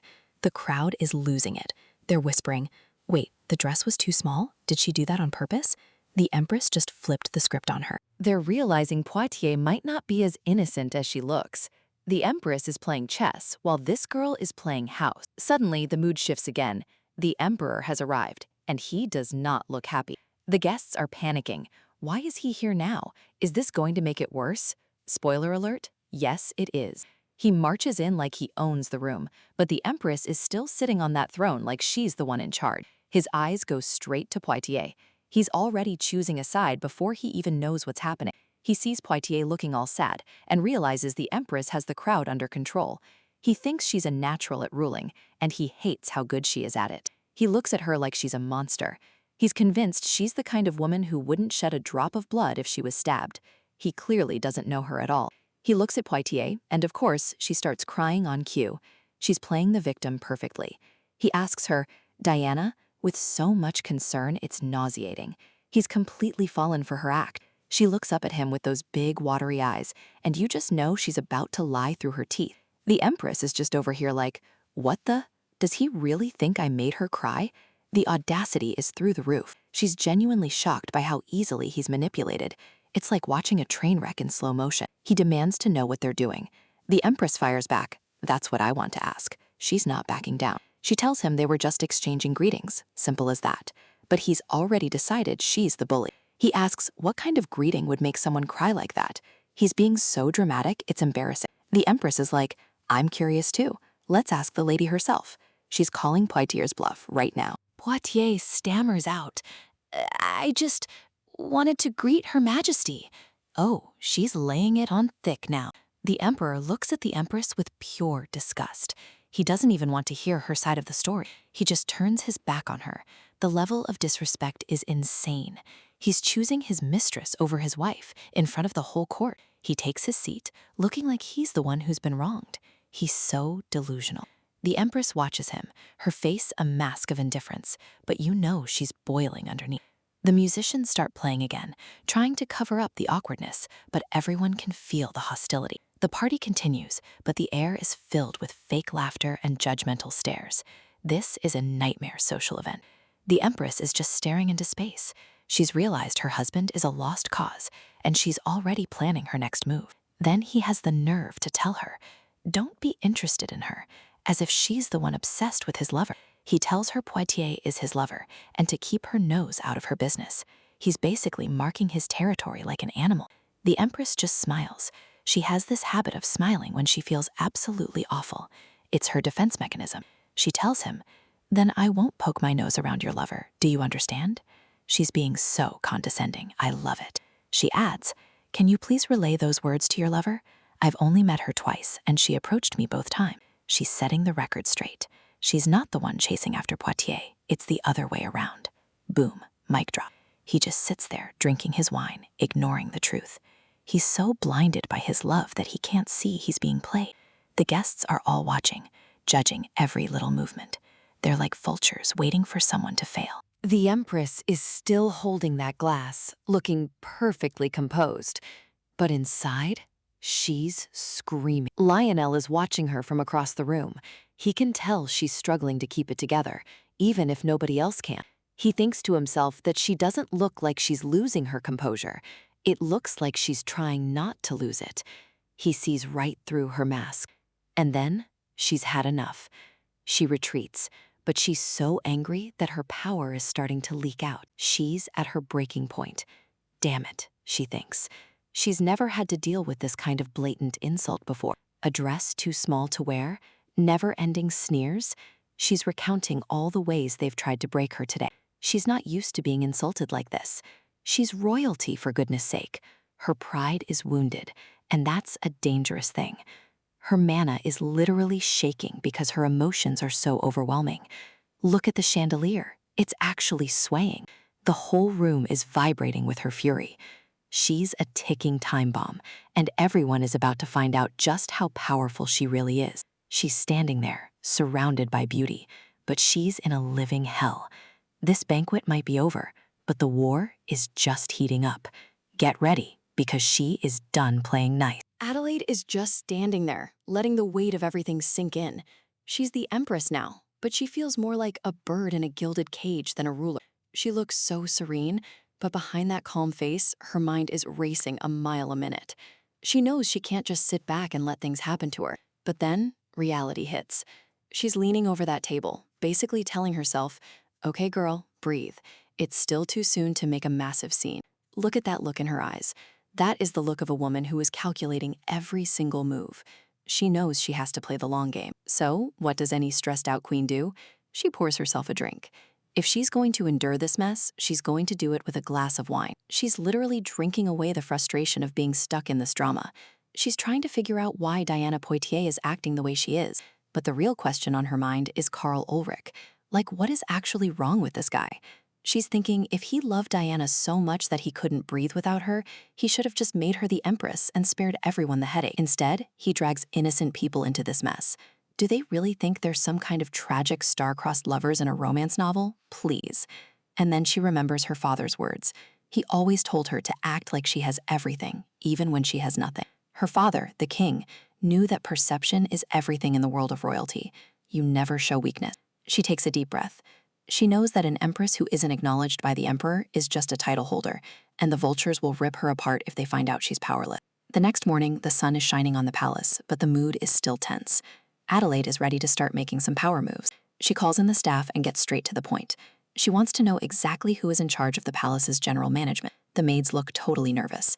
They tell her that currently the position is actually vacant. Adelaide's internal alarm bells go off. She asks if Diana Poitier is the one filling that gap temporarily. She already knows the answer. The maid hesitates, but confirms it. Yep, Diana is already playing house with the palace management.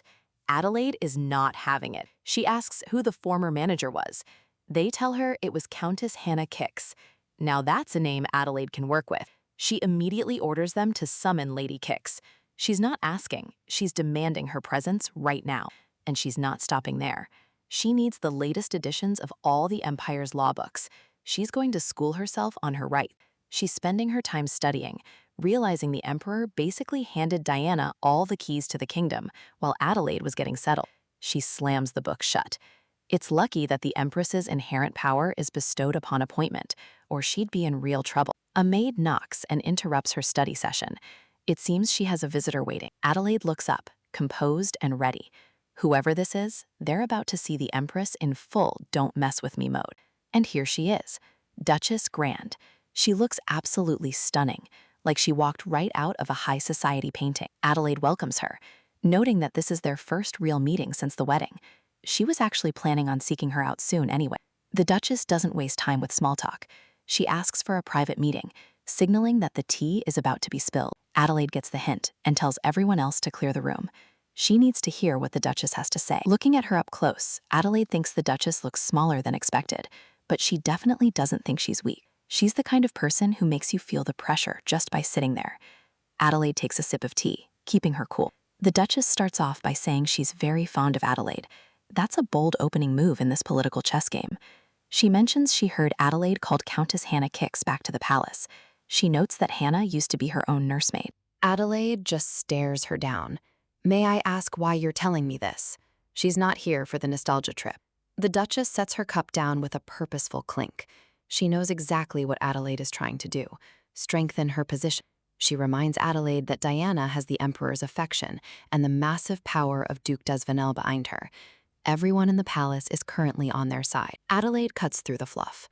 What's in it for you, Duchess Grand, if I strengthen my position as Empress? The Duchess loves that she went straight to the point.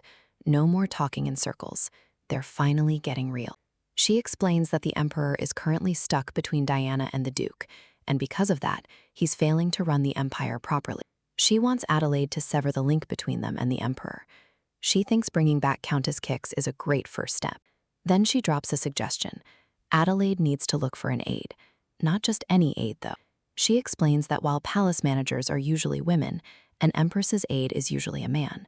It's a strategic move. Adelaide is listening closely. This is getting interesting. The Duchess is talking about power moves used by former Empresses. Adelaide lets out a little smirk. So are you saying that since the Emperor has a mistress, I should have one too? The Duchess doesn't even flinch. She says she's not suggesting a revenge affair, but she is suggesting a fighting spirit. She tells Adelaide that if she does nothing after being humiliated in front of everyone, people will think the Empress is no better than the mistress. Then she gives her a specific tip. If Duke Valdir's family sends an applicant, Adelaide should choose them without a second thought. We get a glimpse into why Countess Kicks was dismissed. She was loyal to the late Empress, which made her a target for Diana. Hannah Kicks was a powerhouse in the palace for a long time, dominating as an influential figure. But then Diana Poitiers showed up and everything changed. Diana is literally the spitting image of the Emperor's birth mother. Diana was the one who caused the late Empress so much grief that it led to her early death. Talk about a villain origin story. As soon as Diana got a taste of power, her first order was to get rid of Countess Kicks. She wanted all the old loyalty purged. But now, that dishonorably dismissed woman has been summoned back by the newly enthroned Empress. The tables are turning. Adelaide is sitting there looking regal as ever. She knows that by bringing Hannah back, she's sending a massive message to Diana. Lady Kicks is actually moved to tears. She's overwhelmed to be back in the palace after being cast out like she was nothing. Adelaide notices that the Countess is looking around, seeing that the place still looks the same as it did back in the day. The Countess touches a sofa she actually chose herself years ago. It's a bittersweet moment for her. She realizes it might be time for things to be replaced, though. The old ways are gone, but a new era is starting. Adelaide looks her in the eye and asks if it's possible for her to take over those palace jobs again. She needs someone she can trust. Lady Kicks warns her that the Emperor won't take this favorably. He's the one who let Diana fire her in the first place. Adelaide doesn't care. She just wants to know if Lady Kicks is okay with it. She's ready to fight that battle. The Countess puts her hand to her chest. She says it would be her absolute joy to serve the Empress again. The alliance is formed. But then, another maid rushes in with some news that sounds like a total headache. What now? Adelaide looks over at her, sensing the panic. It turns out the dress she recently ordered have arrived, but there's a huge problem. Lady Kicks tells the maid to explain herself properly. No more hesitating. The maid drops the bombshell. The royal palace treasury said they can't proceed with the payment for the Empress's dresses. Adelaide is absolutely stunned. What? This is a direct insult to her status and her authority. She's thinking, this is preposterous. They're literally trying to starve her of resources to make her look pathetic. She rubs her temples. The audacity of these people is just off the charts. She needs to think of a way around this. She wonders if it's better to just pay for them out of her own pocket. She doesn't want the rumors to spread that the Empress is broke. Lady Kix agrees. Rumors would be terrible for her prestige. It's better to pay them off and keep them quiet. Adelaide looks determined. She won't meet the dressmakers directly, but she'll make sure they get their money. She tells the maid to go and bring the dressmakers in. She's going to handle this her way. She walks over to her private stash, looking like a woman on a mission. If they want to play dirty, she's got the means to fight back. She reaches into a bag. Yeah, Adelaide has her own resources, and she's not afraid to use them. She never thought she'd have to use her backup funds this soon, but if they want a war, she's ready to go at it properly. Watch out, Palette. The silence between a husband and wife should be comfortable, but between Diana and the Emperor, it's a frigid wasteland. She enters his study not as a beloved bride, but as a political opponent seeking an audience. Every step she takes across the marble floor echoes with a newfound resolve. She isn't here to beg for his affection. She's here to demand clarity in a palace built on secrets. As she settles into the chair across from him, the power dynamic shifts. She is no longer the trembling girl from across the sea, but the Empress of Egmont. Carl doesn't even look up at first, his voice dripping with an indifference that would have cut her just days ago. Now, it only fuels her fire. She looks him straight in the eye and asks the question that has been haunting her. Why did he propose this marriage? What was the point of bringing her here? Kara looks at her with a mixture of annoyance and genuine confusion, as if the answer should be obvious to anyone with half a brain. He finally speaks, and his words are a calculated strike to her pride. He didn't marry her for her lineage, her mind, or her heart. His gaze turns sharp, cold, and utterly dismissive. He looks at her as if she's nothing more than a piece of furniture he was forced to acquire. Diana braces herself for the insult, refusing to let her eyes waver even as her heart hammers against her ribs. He reaches for his quill, his movements slow and deliberate, emphasizing just how little her presence truly matters to him. He compares her to the decorative vein on his quill, a useless, pretty thing that exists solely for appearance. To him, she has already fulfilled her entire role by simply existing. The cruelty of his words hangs in the air, a blunt reminder that in this palace, she is viewed as a living ornament, a placeholder with no voice. But Diana isn't finished. She leans in, her voice low and dangerous.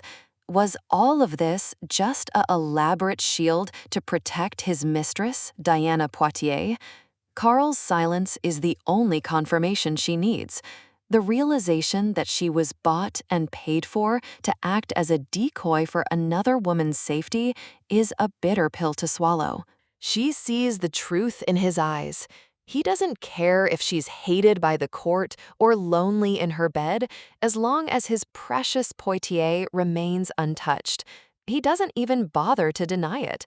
To him, the arrangement is perfectly logical, and her feelings on the matter are irrelevant.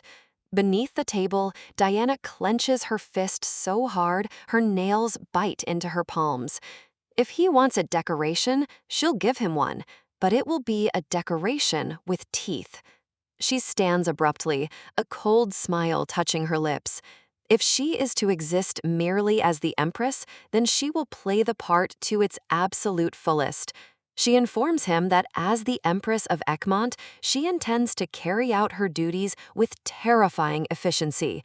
She isn't asking for his permission, she's informing him of the new reality. She requests his cooperation, a polite term for staying out of her way while she begins to dismantle the status quo.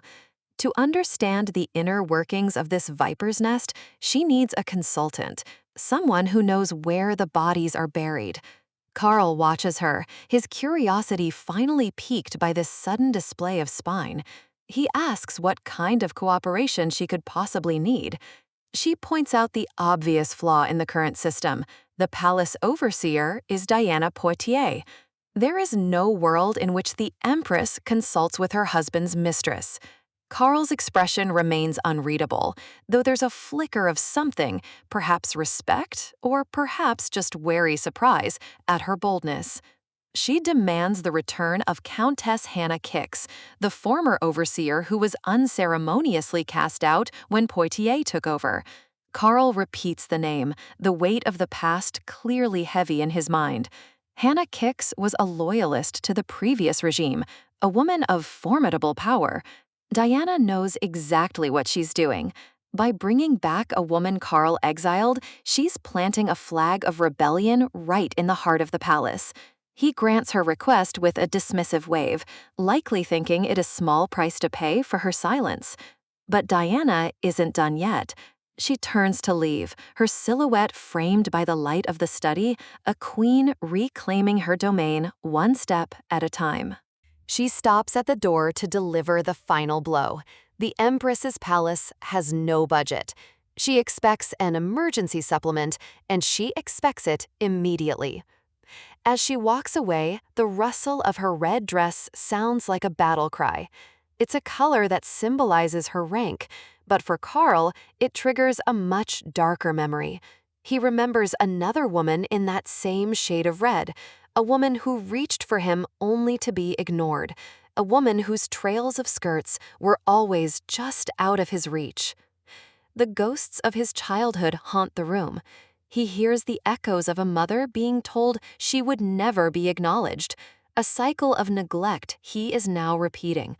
He sees the tears of a boy who was never enough, and the cold face of an empress who never cared. The trauma of his past is bleeding into his present. Carl sinks into his chair, a rare moment of vulnerability cracking his stoic facade. The weight of the crown is nothing compared to the weight of his own resentment. He realizes with a jolt of anger that the Empress's palace budget was never revised. Someone has been undermining his authority, or at least ignoring his orders. He summons his attendant, his voice sharp and impatient. The game is changing, and he needs to know who else is playing. He gives a single, chilling command: summon Diana. He needs to see his mistress, the woman who has been ruling in the shadows while he looked the other way. Diana Poitiers enters the room like a ray of sunshine, her bright yellow dress a stark contrast to the heavy atmosphere.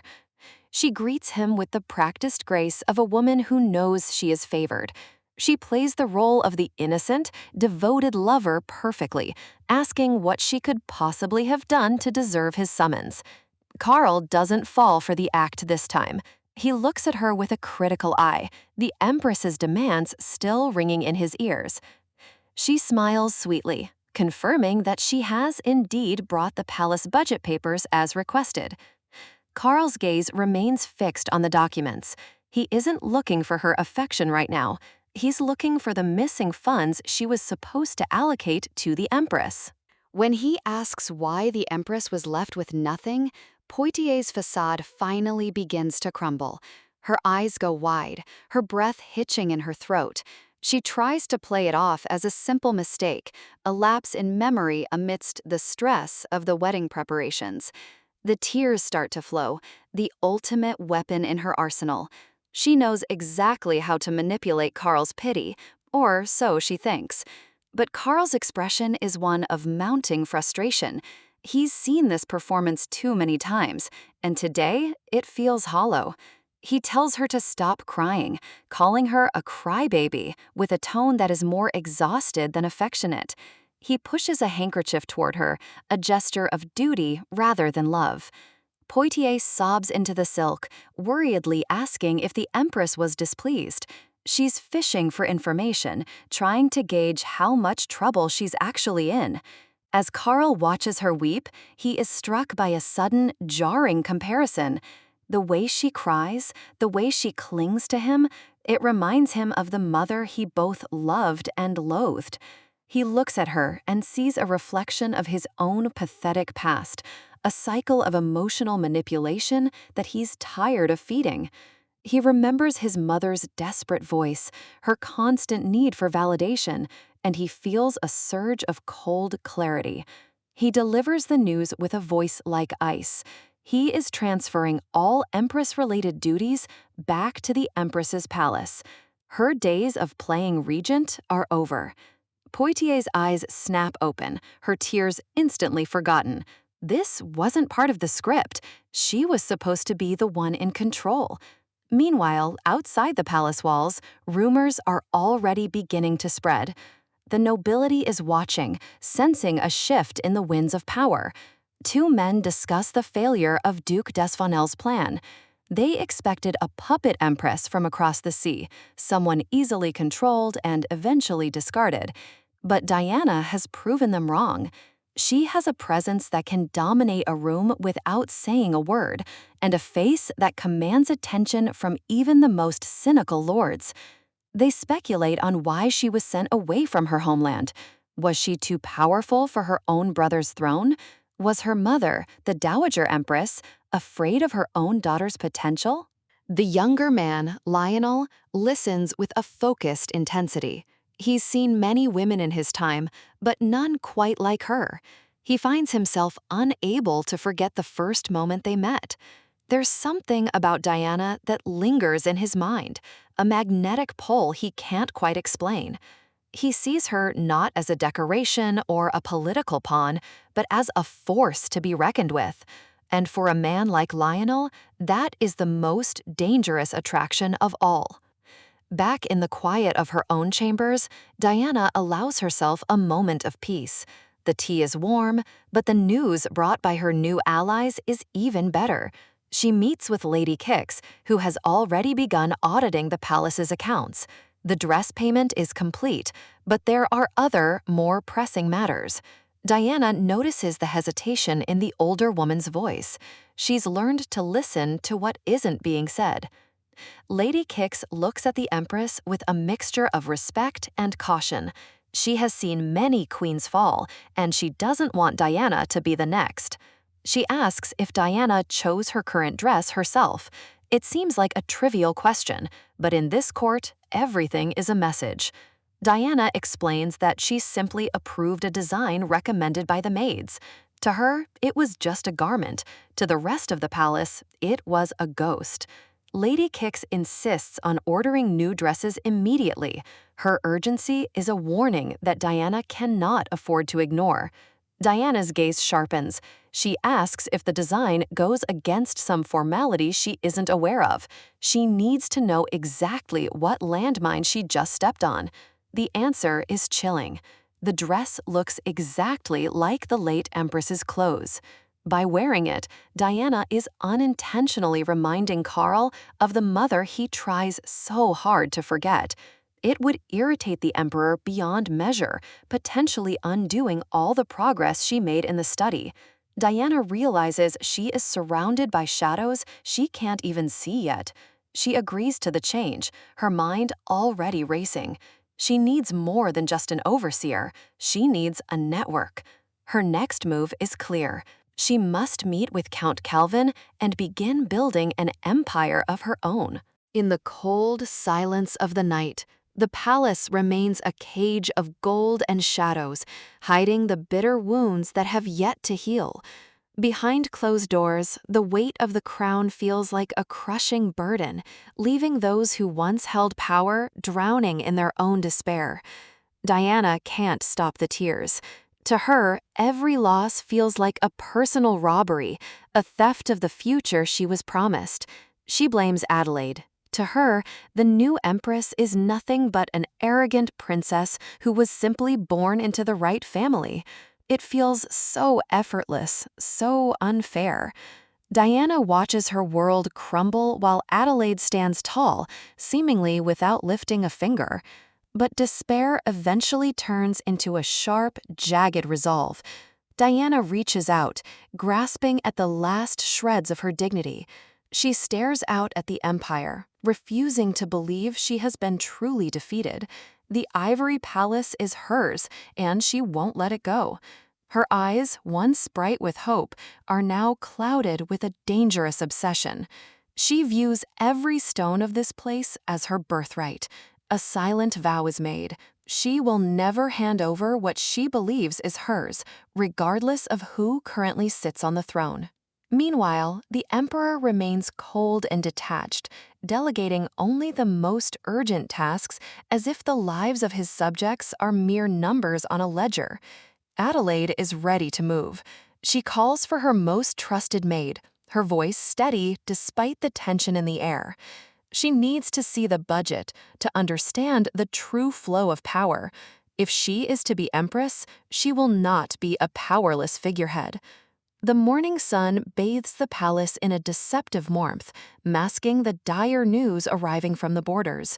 Count Calvin sits in the drawing room, the picture of a man who has reached his breaking point. He waits for an audience he fears will never come. Sweat beads on his brow. He has traveled far, carrying the weight of a dying territory on his shoulders. When the Empress finally arrives, the atmosphere shifts instantly. Her presence is a stark contrast to the Count's frantic energy. She takes her seat with a grace that demands respect, her eyes fixed on the man who has come to beg for his people's lives. Adelaide doesn't waste time with pleasantries. She wants the truth about the situation in his fief, no matter how grim. Calvin is startled. He didn't expect the Empress to know so much about the tower or the monsters it has unleashed. His voice trembles as he confirms her suspicions. The diameter of the tower is widening, and the danger is growing every day. Adelaide listens intently. She sees through the political maneuvering to the human cost beneath it all. The Count describes a nightmare. No keepers, no strikers, just ordinary citizens picking up tools to fight monsters they can't possibly defeat. Adelaide realizes the gravity of the betrayal. The capital has knowingly withheld support, effectively sentencing an entire region to death. Calvin's eyes fill with tears. He speaks of citizens being ripped apart, of knights falling from sheer exhaustion. Her attendants urge the Count to maintain his decorum, but Adelaide stops them. There is no refined way to describe hell. She looks at him, seeing the same pain she witnessed in her own past. The memories of her mother's cold pragmatism resurface. She remembers the monsters, the screams, the blood-red sky that signaled the end of everything for so many innocent souls. The image of a child crying over a fallen mother haunts her. This is the reality the Crown chooses to ignore. Her mother's voice echoes in her mind, telling her to close her eyes and cover her ears, promising her the world in exchange for her soul. But Adelaide was never like her mother. She couldn't simply watch the world burn and call it an opportunity. She told her mother then, and she believes it now, she doesn't need a world built on the corpses of her people. That was the day the rift between them became a chasm.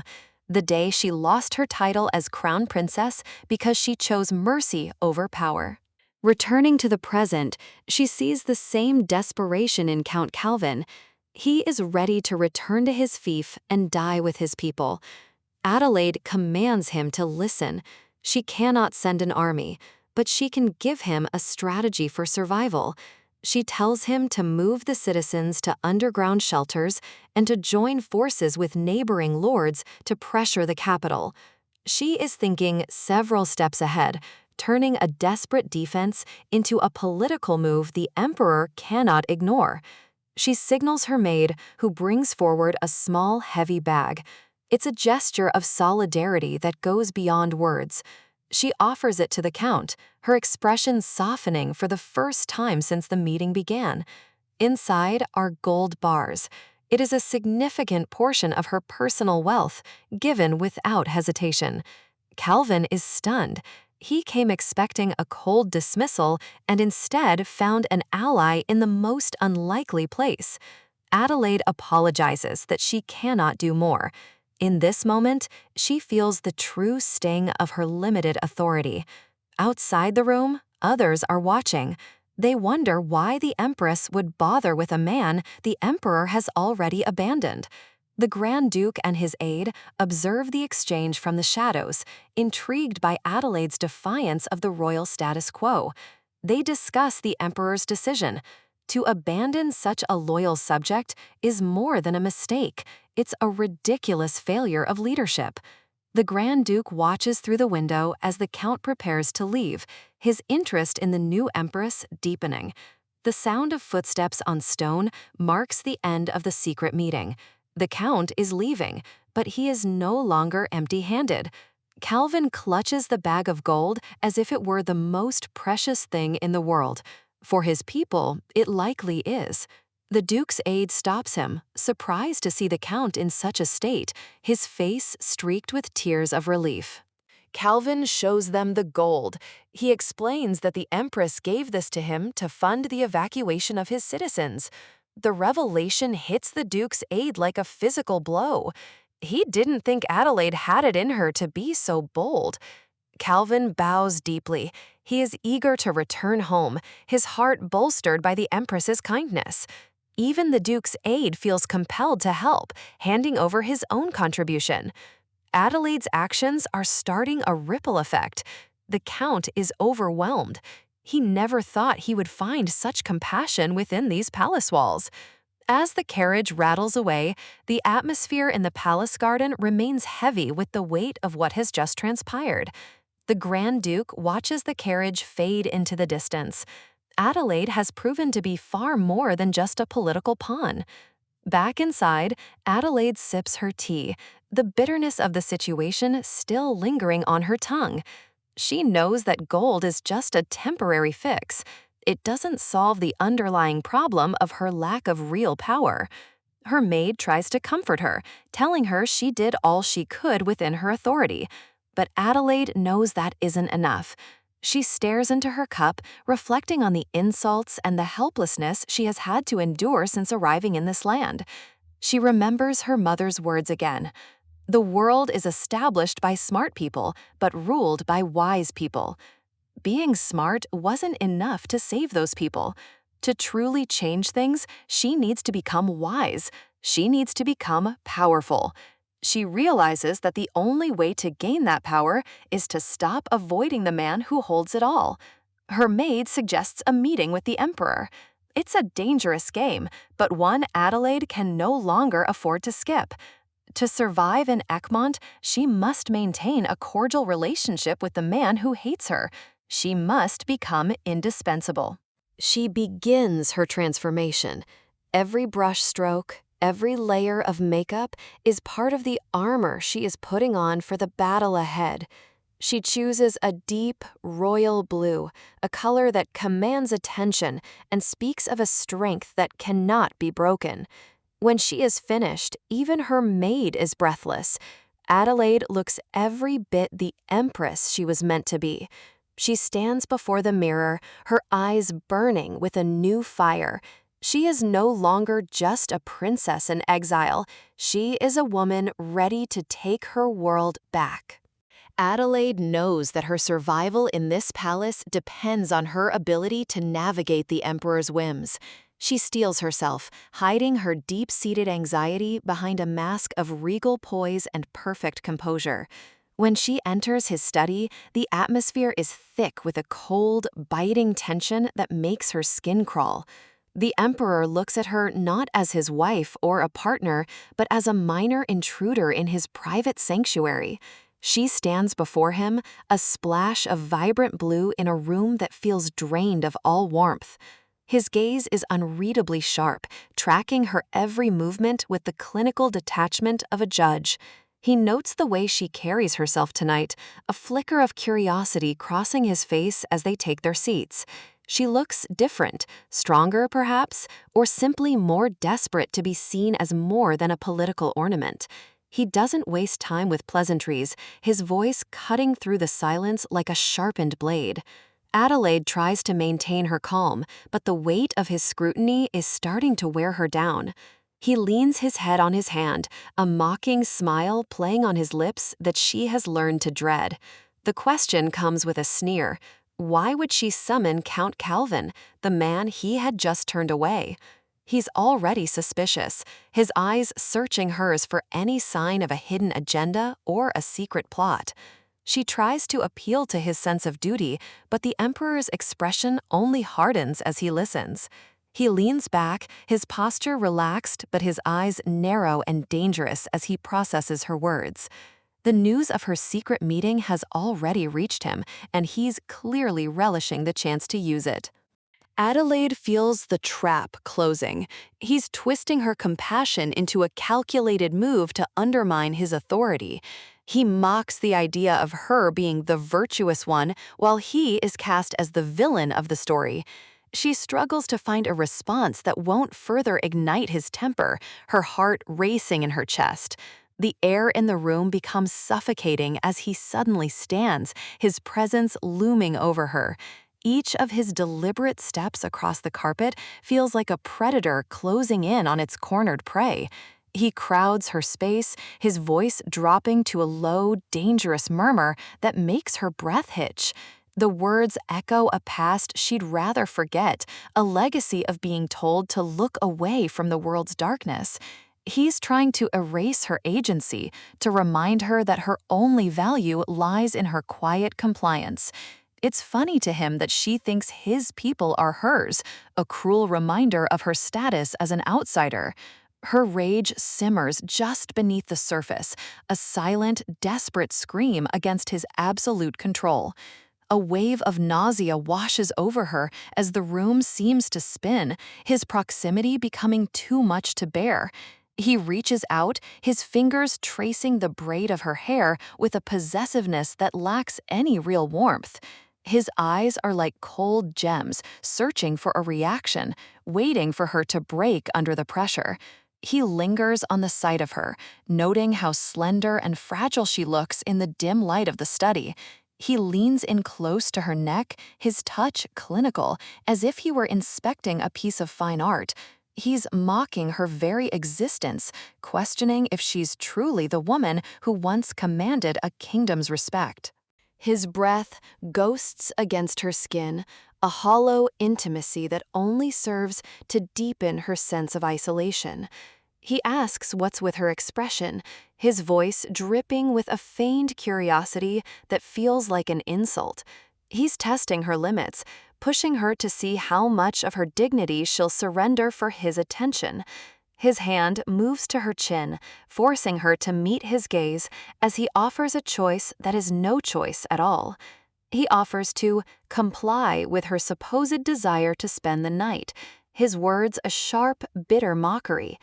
It's a performance of intimacy designed to humiliate her, to remind her of her place in his bed and his palace. When she finally finds the strength to push his hand away, his reaction is one of cold, sharp amusement.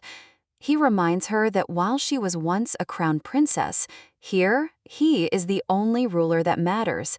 He makes it clear that he has no use for a woman who meddles in his affairs or thinks for herself. He wants a woman who is gentle and obedient, a clear warning that her recent defiance is over. Adelaide stares at him, the realization of his true nature settling into her bones like a deep, icy chill. With a final, dismissive flick of his hand, he tells her she can leave, his interest already fading. She stands alone for a moment, the silence of the room ringing in her ears like a physical blow. Her hands are trembling so violently that she has to clench them into fists to hide her weakness. She turns to leave, her movements stiff and mechanical as she tries to maintain some shred of her pride. Adelaide stumbles out into the hallway, the weight of his cruelty pressing down on her lungs. She feels sick to her stomach, the air in the palace suddenly tasting like ash and bitter regret. But the night isn't over. Diana Poitiers is waiting in the shadows, her presence a final, calculated insult. The mistress watches the Empress's unraveling with a serpent's smile, relishing every second of her distress.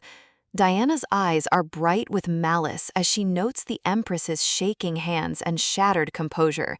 She offers backhanded compliments, her voice a sugary weapon meant to slice through Adelaide's remaining defenses. She notes that Adelaide's makeup is pretty, but suggests she needs it thicker to hide her pale, sickly face. Diana leans in close, her whisper a sharp taunt. "Are you going to run away now, Empress?" It's a challenge, a reminder that in this house, the mistress holds more power than the legitimate wife. Adelaide doesn't give her the satisfaction of a response, her heart hammering a frantic rhythm against her ribs. She just needs to get away, to find somewhere safe where the eyes of her enemies can't reach her. The maids look on in silence, their eyes tracking the Empress as she begins to break under the strain. Adelaide breaks into a frantic run, her breath coming in ragged gasps as she nears the grand staircase. Her vision is blurred by tears and panic, the lights of the hallway spinning into a dizzying kaleidoscope. She reaches the top of the stairs, her only thought to put as much distance as possible between her and them. Then, the world tilts. Her heel catches on the edge of the stone step, and her balance is gone.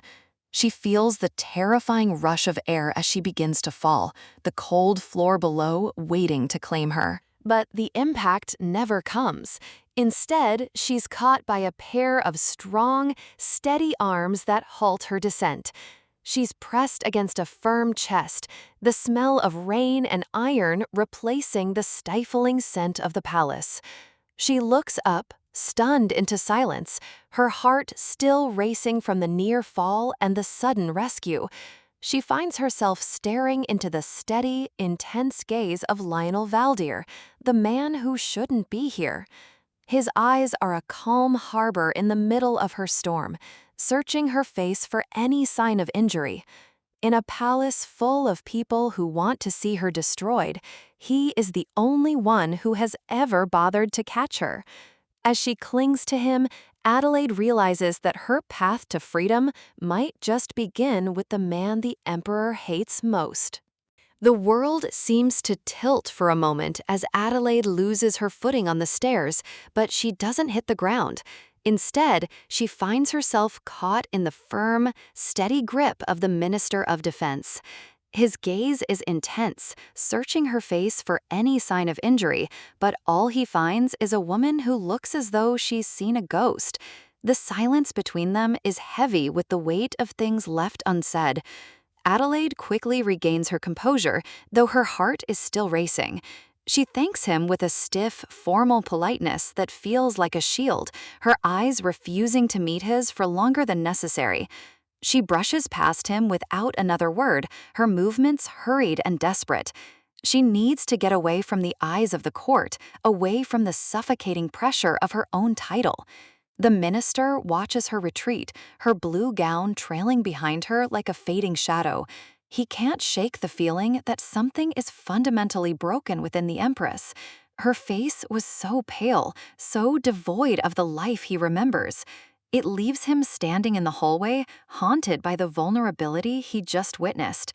He remembers a time when her smile was refreshing, a light that could brighten even the coldest corners of the palace. That light has been extinguished, replaced by a cold, hard resolve. His hand still feels hot where he touched her shoulder, a lingering heat that feels like a brand. It's a reminder of a connection he shouldn't feel, a spark in the middle of a winter of political intrigue. He stands alone, looking at his empty palm. He is a man of war, but he finds himself wondering if there is any way to fight the invisible battles currently tearing the Empress apart. When Adelaide finally returns to her own chambers, her head maid is waiting, her face etched with immediate concern. She can tell at a glance that the Empress's meeting with the Emperor went poorly. The doors are slammed shut, cutting off the rest of the world. The time for public masks is over, leaving only the raw ache of a woman betrayed by her own household. Adelaide sinks into the hot bath water, hoping to wash away the feeling of the minister's touch and the emperor's coldness. The steam rises around her, but it can't melt the ice in her chest. She stares into nothingness, the water droplets on her skin feeling like tears. She asks herself the same question over and over. What path is left for a woman who has lost everything but her name? She remembers the advice she was given long ago to walk her own path and remain modest regardless of the results. It was a lesson in endurance, a command to accept her fate without complaint. She was told that the world is a place capable of changing people like her, molding them into whatever shape society requires. She was taught to be soft, to be yielding, to be the perfect, silent victim.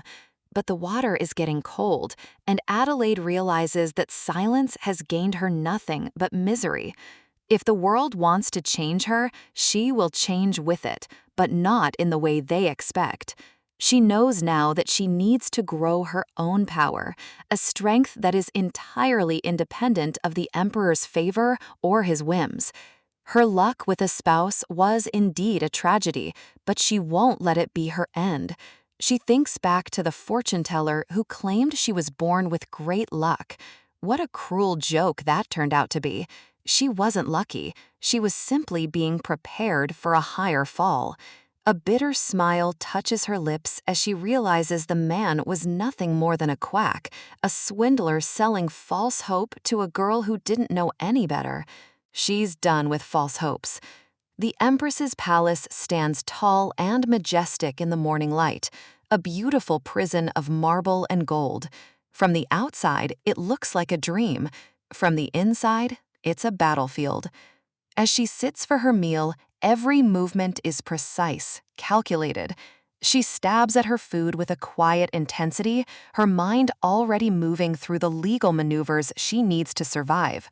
The room is silent, save for the clink of silverware. The head maid watches her, sensing a shift in the atmosphere, a hardening of the Empress's spirit that wasn't there before. Adelaide chews slowly, her eyes sharp and focused. She is no longer the girl who believed in fairy tales. She is a ruler looking for a way to reclaim her throne. The maid's expression remains grim. She knows the history of this palace, the way it swallows women whole.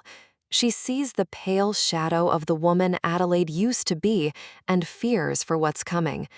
Memories of humiliation resurface, the way she was forced to endure Diana's presence, the way the court whispered behind her back. Every slight is a fuel for the fire she's building. Madam warns her to eat slowly, her voice soft with a maternal concern that Adelaide hasn't felt in years.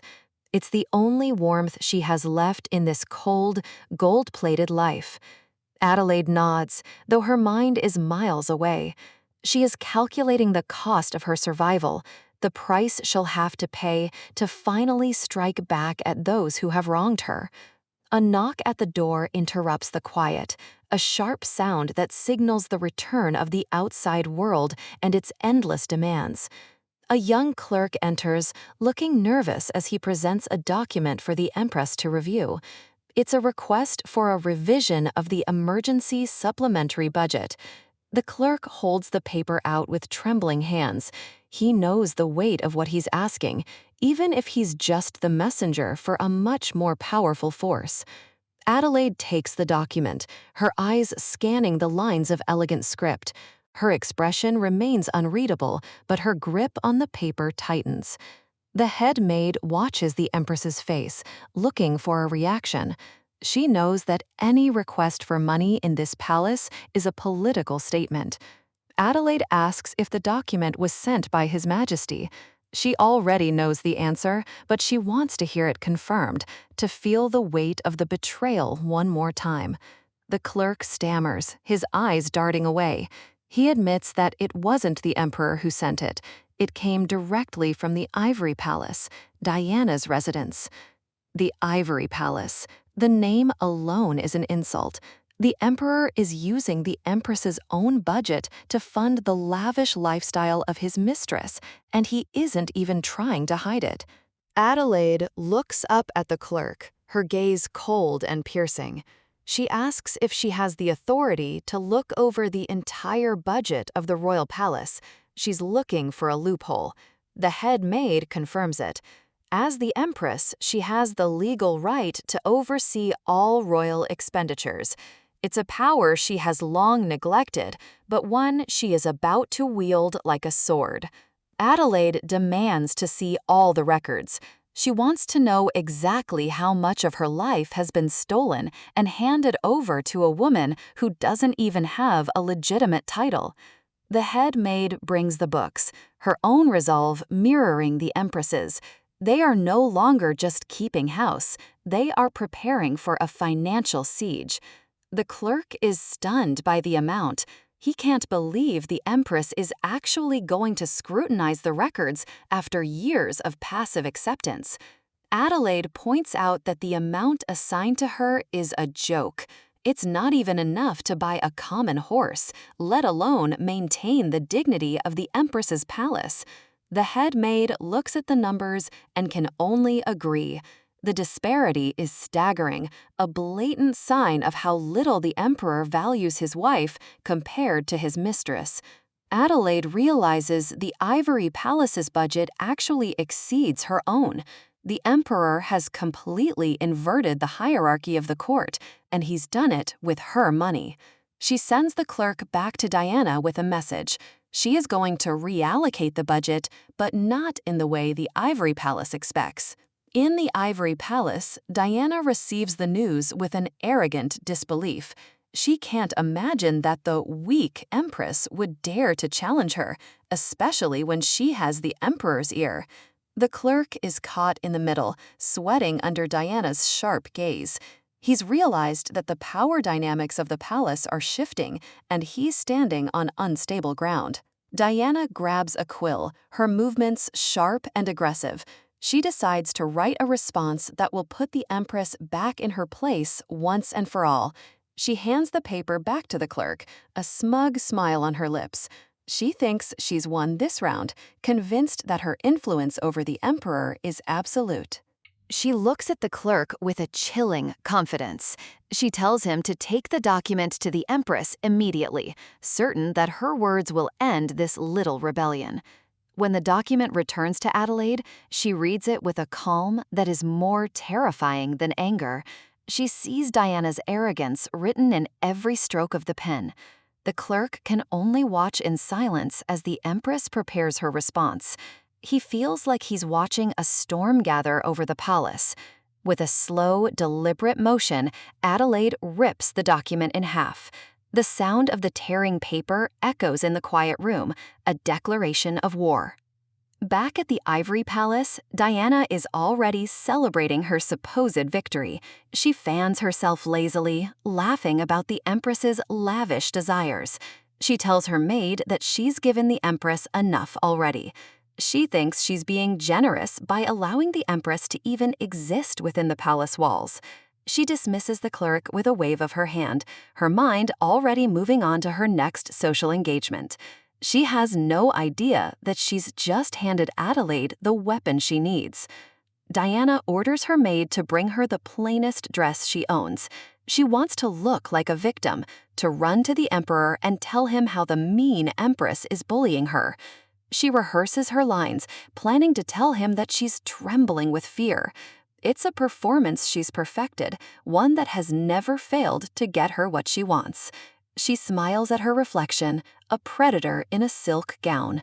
She thinks she's about to catch a black-furred beast, unaware that the beast has already found her scent. Meanwhile, Adelaide is deep in the royal law books. She isn't looking for money anymore.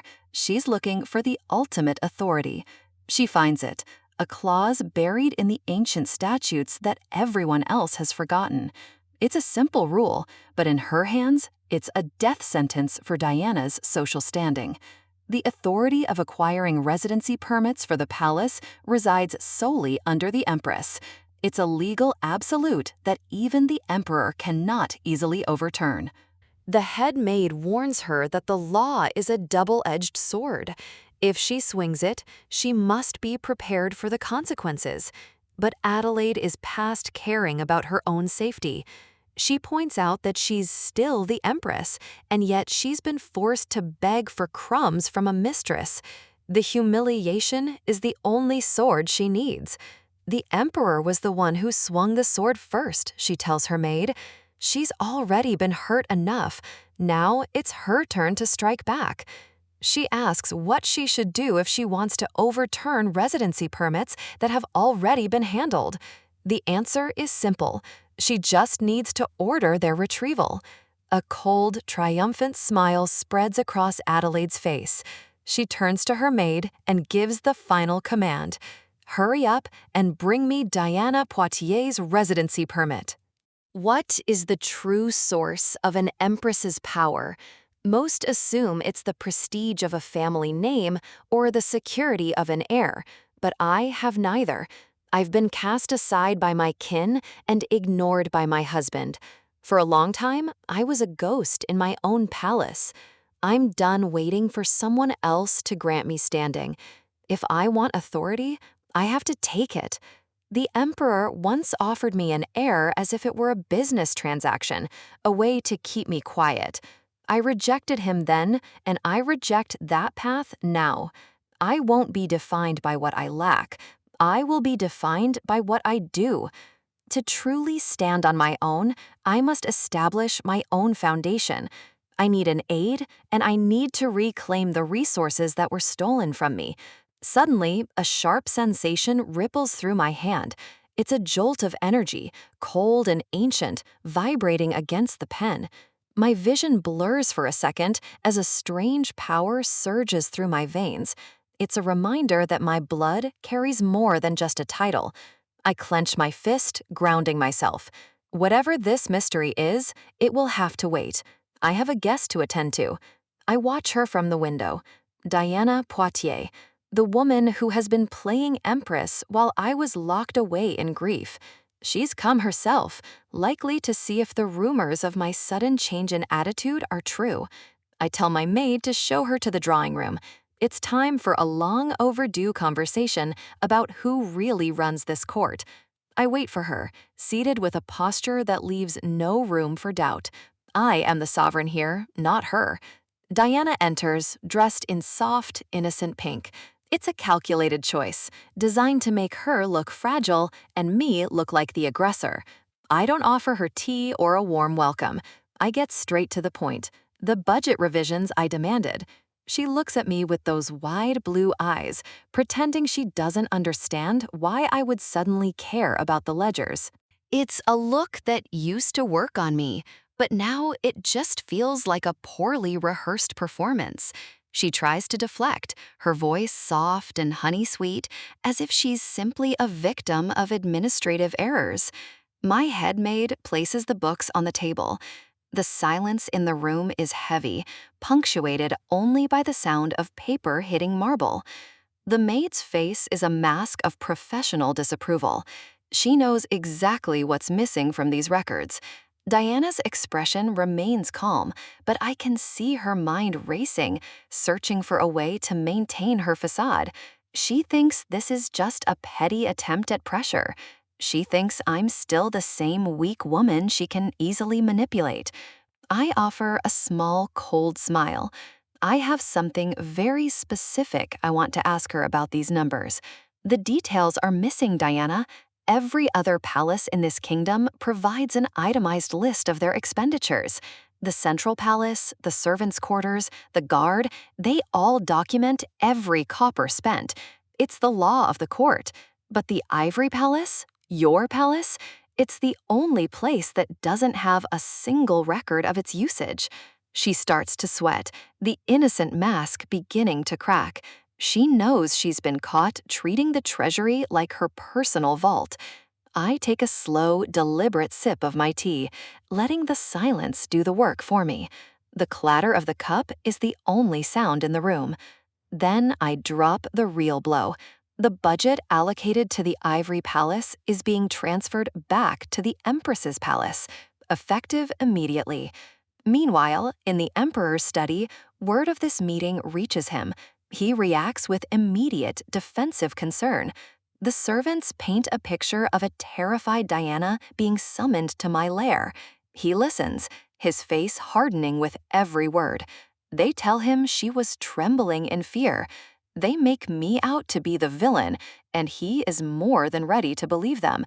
He doesn't stop to ask for the facts. He just hears that his precious Diana is in trouble and loses his temper. He's haunted by shadows of his own, and Diana knows exactly how to trigger his protectiveness to her advantage. Back in the drawing room, Diana is finally starting to realize that the rules have changed. She looks pale, her confidence vanishing. I remind her that for a long time, she was fulfilling the Empress's duties, and the budget she received was for those duties. But since I am now fulfilling my own tasks as Empress, it is only natural that I receive the allocated funds. She stares at me, her eyes wide with shock. She can't believe I'm actually using my position to strip her of her power. I look at her name, Diana Poitiers. No title, no royal blood, just a guest who stayed too long and took too much. I tell her I won't ask for the missing details of her past spending. I'm being generous, in my own way. She bites her lip, her knuckles turning white as she grips the fabric of her dress. She's spiraling. The authority she took for granted is being ripped away in a matter of minutes. It's vexing for her, I'm sure. She truly believed that the Emperor's affection was all the protection she would ever need. She was wrong. In her mind, this palace, this room, and everything in it were supposed to be hers forever. I see the raw greed behind her eyes. She's not crying for her dignity, she's crying for the money and the power. Seeing that expression reminds me of the time I lost everything just from a few simple words. It's my turn to speak now. She asks if I think she's losing her position because of me. The gall of her to suggest I'm the one being unfair. I am the Empress of Egmont. I don't need to explain myself to a commoner who forgot her place. I warn her never to challenge my authority again. If she does, I will never forgive her. She begins to cry for real now, big, fat tears that roll down her cheeks. It's a masterful display of grief. Her shoulders tremble, her breathing becomes shallow. She knows exactly how to look like a broken bird. I watch her performance with a cold, weary eye. I know who this is for. I can hear the heavy footsteps in the hall. The door bursts open with a violent crash. The Emperor has arrived, and he looks like he's ready to burn the room down. He ignores me entirely, his gaze locking onto the sobbing woman on the floor. His fury is palpable. Diana doesn't miss her cue. She drops to her knees, making it look like she's begging for her life. "Please forgive me, Your Majesty," she wails, making sure her voice carries the perfect amount of terror. I look at her and see the same manipulation that has kept me in the dark for years. It's sickening. She makes it look like I've been torturing her, playing the part of the victim to absolute perfection. He turns his glare toward me, his voice low and dangerous. "Empress, what the hell are you doing?" Diana continues to shake, her head bowed as if she can't even bear to look at me. She's calculated every sob. I stand up slowly, meeting his eyes without a hint of fear. I tell her to get up. The theater is over. I remind her that we were having a civil conversation until she decided to stage this tragedy. He barks my name like an insult, his face twisted with a rage that he has never once aimed at her. Her maid rushes to her side, adding to the chaotic scene, making it seem as though Diana is on the verge of a collapse. The Emperor looks at her with a desperate, frantic concern. It's a tenderness he has never once shown me in all our years together. He orders the maid to take her back to her palace immediately, his voice tight with suppressed anger. Then he dismisses everyone else. He wants to speak with the Empress alone. The air in the room is like ice. Fine, let him yell, let him threaten. He wants to speak with me? Let's see if he can handle the truth for once.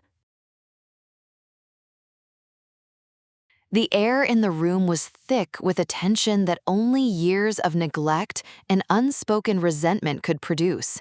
He cleared the room, demanding to speak with me alone, but his voice lacked any hint of the warmth he once supposedly had for his Empress.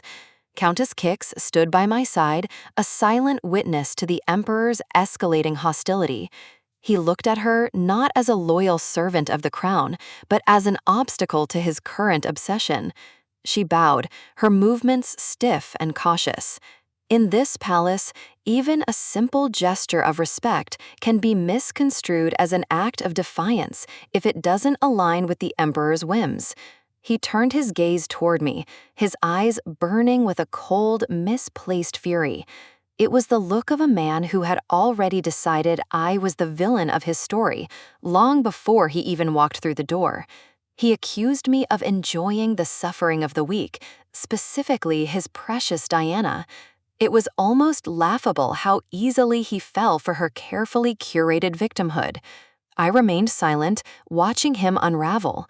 There is no point in arguing with a man who has blinded himself with a shadow of love for a woman who only knows how to perform. He demanded an answer, his voice rising. Yet the more he shouted, the more I realized how little power he truly held over my spirit. I told my countess to wait outside. If he wanted a confrontation, I would give him one without any audience to witness his impending embarrassment. She hesitated, her hand over her heart, clearly worried for my safety. But she knew that in this palace, my only shield was my own resolve. The doors slammed shut, sealing us in a room that felt more like a cage than a sanctuary. The real battle was about to begin. He wasted no time, accusing me of trampling over the weak. I wanted to ask him if he even knew what strength looked like anymore. I told him plainly that I did nothing. But to a man like him, my very existence is an affront to the narrative he's built for himself and his mistress. If he was referring to Diana Poitiers, I reminded him that she was the one who chose to kneel the moment he opened the door. Her timing was as impeccable as her lies. He scoffed, calling it an incredible coincidence. It was easier for him to believe I was a monster than to admit he was being manipulated by a commoner's tears. Then came the real insult. He asked if I was greedy for what Diana had, as if a crown could ever be envious of a trinket. His arrogance was suffocating. He stood there holding on to his delusions as if they were the only thing keeping him upright in a world he no longer understood. It was time to shift the conversation to something more tangible. I asked him if he had actually looked at the budget revisions for my palace. He hadn't, of course. He had entrusted the treasury's keys to the Ivory Palace, effectively letting his mistress starve my household to fund her own luxuries. I handed him the papers, forcing him to look at the reality he was ignoring. The budget for an empress's palace was now less than that of a commoner's house. He stared at the documents in silence, the weight of his own negligence finally staring back at him. For a moment, the room was quiet, save for the sound of his pride cracking. He tried to justify it, saying he ordered her to revise it. But giving her the power to revise my life was no different than handing her the sword to end it. A weary sigh escaped me. I was tired of this dance, tired of the petty games played by a man who was supposed to be my partner, not my jailer. He then turned his venom toward my homeland, claiming my mother had lied about my character. He spoke as if being kicked out of one kingdom made me unfit for another. I warned him not to speak mindlessly of things he didn't understand. He knew nothing of the story that forced me to leave Gautrov. He grabbed me, his grip tightening as he told me to listen carefully. He compared me to a quill pen, a vase, something meant to be used and displayed but never heard. His face was inches from mine, his voice a low growl. He wanted me to live like a silent ornament, an obedient shell of a woman. But as I looked into his eyes, I didn't see a ruler. I saw a man terrified of a woman who refused to break. Suddenly, the air itself seemed to crackle. A strange, ominous vibration hummed through the floorboards, interrupting his pathetic display of dominance. I swayed as the room began to rumble. The world was literally shifting beneath our feet, a chaotic mirror of the turmoil within these walls. We stared at each other, the petty argument forgotten, as a far greater threat manifested itself outside the palace windows. I broke away from his grasp, rushing toward the balcony. The doors burst open as if the very atmosphere was revolting against the stagnation of this court. Outside, the sky had turned a bruised, bloody red. Something impossible was happening, something that made our marital disputes seem like dust in the wind. I shielded my eyes as the light intensified. It wasn't just a storm, it was a descent. A magical tower was manifesting in the very heart of the capital. I stood on the precipice, watching the disaster unfold. The emperor's words about me being a vase echoed in my mind. But a vase doesn't stand and fight when the world falls apart. In the courtyard below, the staff panicked. They pointed toward the heavens, their faces pale with a terror that no royal decree could soothe. I watched the descent with a strange, calm detachment. The emperor wanted me to be silent and still. Well, nature was providing the perfect backdrop for my silence. Countess Kix rushed back into the room, her voice frantic as she urged me to take shelter. The palace was no longer a safe haven, it was a target. I told her there was no need for that. If the world was going to end, I wasn't going to spend my last moments hiding in a basement like a frightened child. Chaos erupted everywhere. Servants ran for their lives, their hands over their heads as the sound of the tower's descent tore through the sky like a scream. Elsewhere in the palace, the knights were scrambling. They were trained for war, but not for a magical disaster of this magnitude. Orders were barked, lines were drawn, but the fear in their eyes was unmistakable.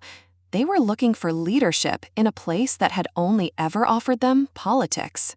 The ground continued to stomp and shake as the tower drew closer.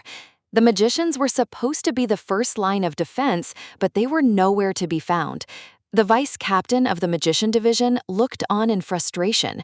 He knew that every second the magicians delayed, more blood would be spilled on the palace grounds. He demanded to know where they were. The protocol was clear, yet the response was absent. The corruption of the court was finally bearing its lethal fruit. Magicians are those who can harness the tower's power, yet even the best among them, Lennox Poitier, was being sidelined by petty rivalries. In another room, Henry Jackal adjusted his uniform with a sickeningly casual air. To him, the destruction of the palace was just another game to be played for profit. He ignored the urgent orders from the Minister of Defense. He wasn't interested in saving lives. He was interested in asserting his own twisted sense of superiority. He smirked at his own reflection, more concerned with a misplaced button than the lives of the knights dying outside his window. When confronted, he simply pointed out that the magicians didn't have to follow the military's orders. His arrogance was a mirror of the emperor's, just as hollow and just as dangerous. He even had the audacity to bring up salary disputes during a national emergency. It was clear that for men like Henry, the crown was just a bank to be emptied. He toyed with a gold button, suggesting he might donate it to the struggling subordinates. His cruelty was effortless, a natural extension of his privileged upbringing. Lennox Poitier could barely contain his rage. He knew that every word Henry spoke was a death sentence for the men fighting in the garden. But Henry just smiled, his eyes cold and empty. He knew he was needed, and he intended to make everyone crawl for his assistance. He told Lennox not to come at him like that, reminding him that the later he arrived, the more damage would be done to the knights he so despised. His smile was a jagged wound on his face.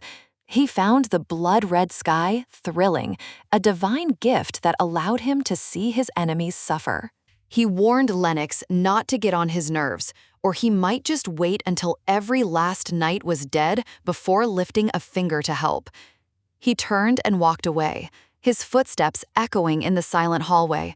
He was a monster in a silk cape, a true product of this decaying empire.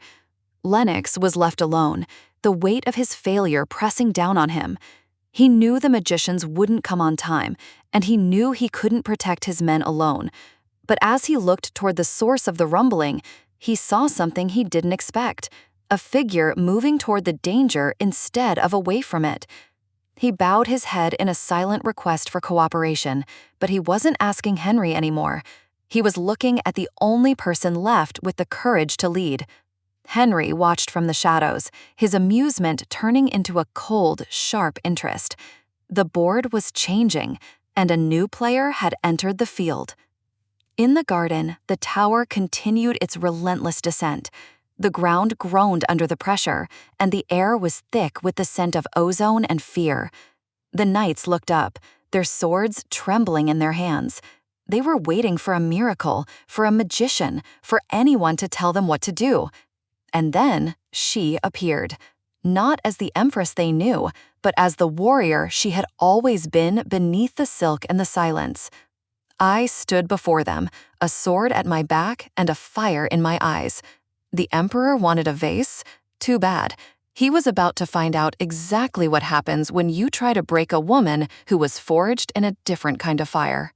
I've spent a lifetime hiding who I really am, playing the fragile Empress while a storm brewed inside me. But as the tower descends, the mask finally cracks. Lionel is frantic, his voice cracking as he begs me to take shelter. He orders his men to move, his eyes wide with a fear he can't quite hide. He still thinks I'm a woman who needs to be shielded from the wind. I look at him, unimpressed. Why aren't the magicians doing their job? Why is everyone standing around waiting for a miracle when the threat is right in front of them? The sky is bleeding red, the danger is tangible, and yet I feel nothing but a cold, sharp calculation. A sudden roar of energy shakes the air. Lionel's instinct is immediate. He moves to shield me, his gaze fixed on the anomaly. He puts himself in front of me, sword drawn. It's almost insulting how little he knows of the person standing behind him. His back is broad, his protective stance unwavering. He's ready to die for a version of me that doesn't even exist. He scans the horizon, looking for the magicians who should have been here minutes ago. They're late, pathetically late. The incompetence of the Imperial Guard is starting to grate on my nerves. Lionel's face hardens. He knows we're running out of time, and the pressure is starting to show in the set of his jaw. I stand behind him, but my mind is already miles ahead, calculating the trajectory of the descent. The weight of the sword at my side feels right. It's the only thing in this palace that doesn't feel like a lie. He turns back to me, his eyes searching mine for a flicker of fear. He finds none. One step. That's all it takes to change the course of this day, to change how he sees me forever. He's still shouting, his voice lost to the rising wind as he tries to maintain some semblance of order. He doesn't understand. I'm not running away from the tower. I'm the only one here capable of stopping it. I'm going to end this myself. No more waiting for magicians who will never arrive in time. Don't do it, he screams, reaching out as if he can physically hold back the inevitable. He thinks I'm throwing my life away. He lunges for me, desperate to pull me back from the edge of the rising air current. But his hand hits a wall of pure, vibrating energy. His eyes go wide as he realizes what he's touching. Magic, the secret I've kept buried under layers of silk and etiquette. I tell him firmly not to get in my way. He's frozen, the realization hitting him like a physical blow. The Empress he knew was a ghost. I lunge into the heart of the storm, my body weightless as the mana takes hold. The soldiers can only watch in absolute terror, convinced they are witnessing my final moments. They scramble, their voices a confused jumble of panic and disbelief. Her Majesty, she's jumped! The lead magician finally arrives, his breath catching as he sees me swept up into the vortex. He's pale, realizing the sheer scale of the power unfolding before him. This isn't a disaster, it's a performance. They try to form a circle, but they're just background noise now. The stage belongs to me. The tower is a monolith of stone and ancient malice, and I am the lightning that will strike it down. Lionel looks up, his expression shifting from raw terror to something closer to awe. He's finally seeing me. The tower, it's on fire!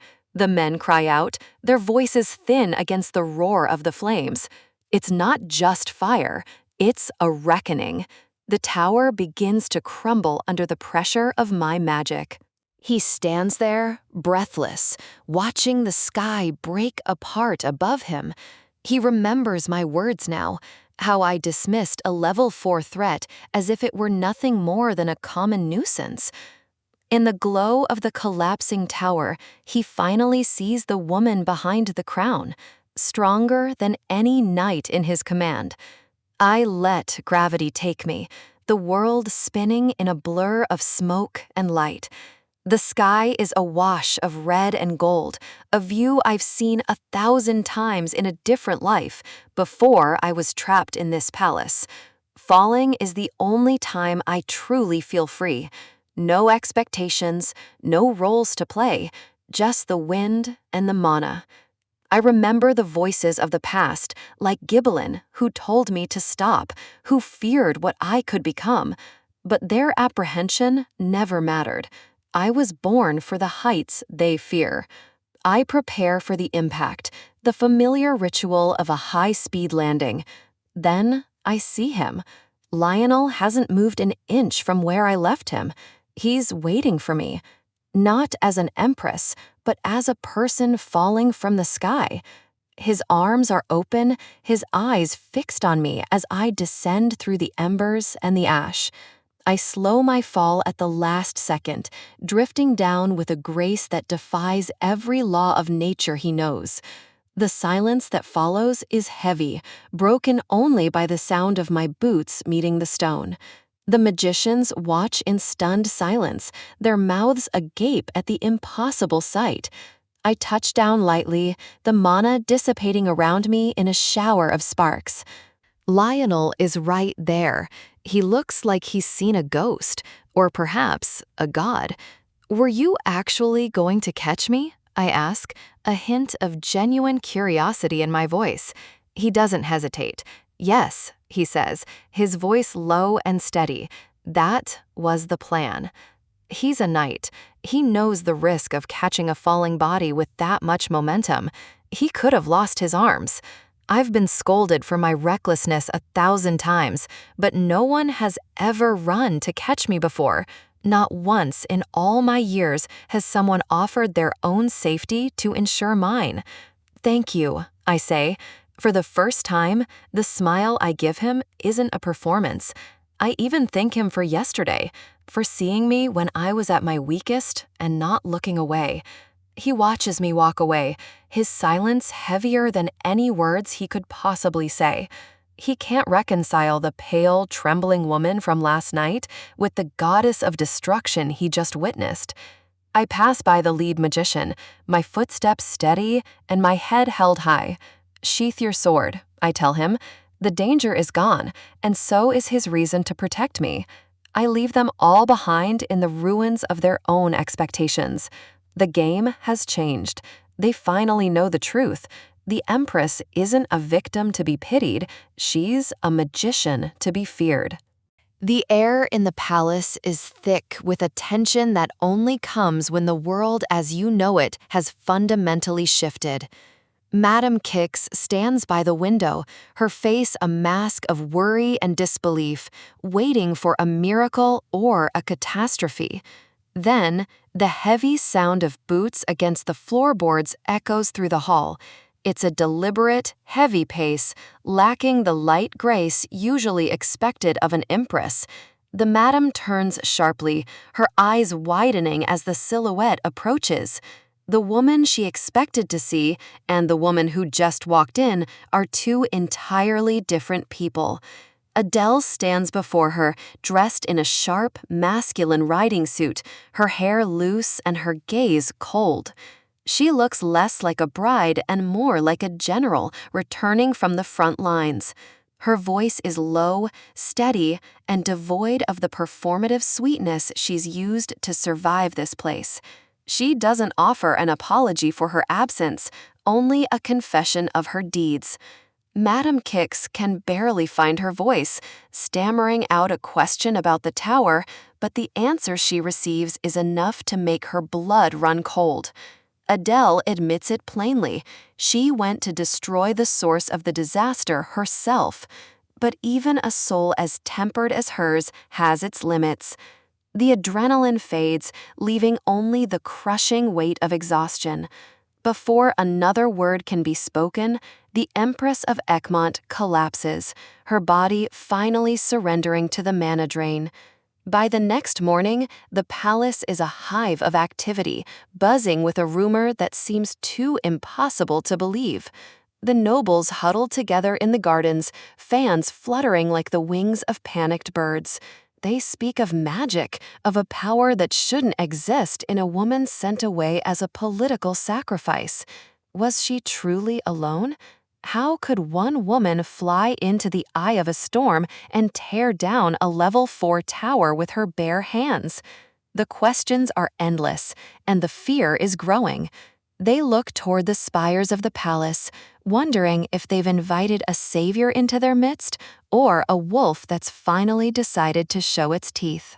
Lennox Poitiers stands apart from the crowd, his mind replaying the scene over and over. He saw her. He saw the way she commanded the very air around her.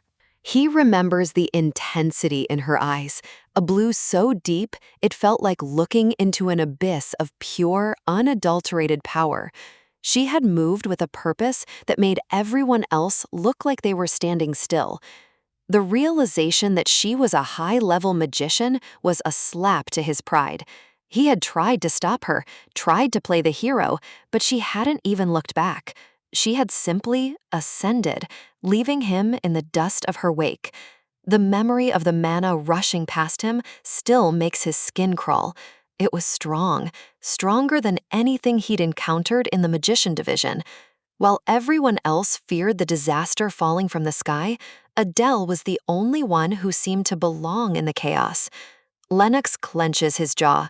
He had spent his life being the outstanding one, the genius of his generation, but in one night, that title was stripped away by a woman everyone dismissed. She was radiant, terrifying, and completely beyond his reach, a true striker, hidden in the guise of a neglected empress.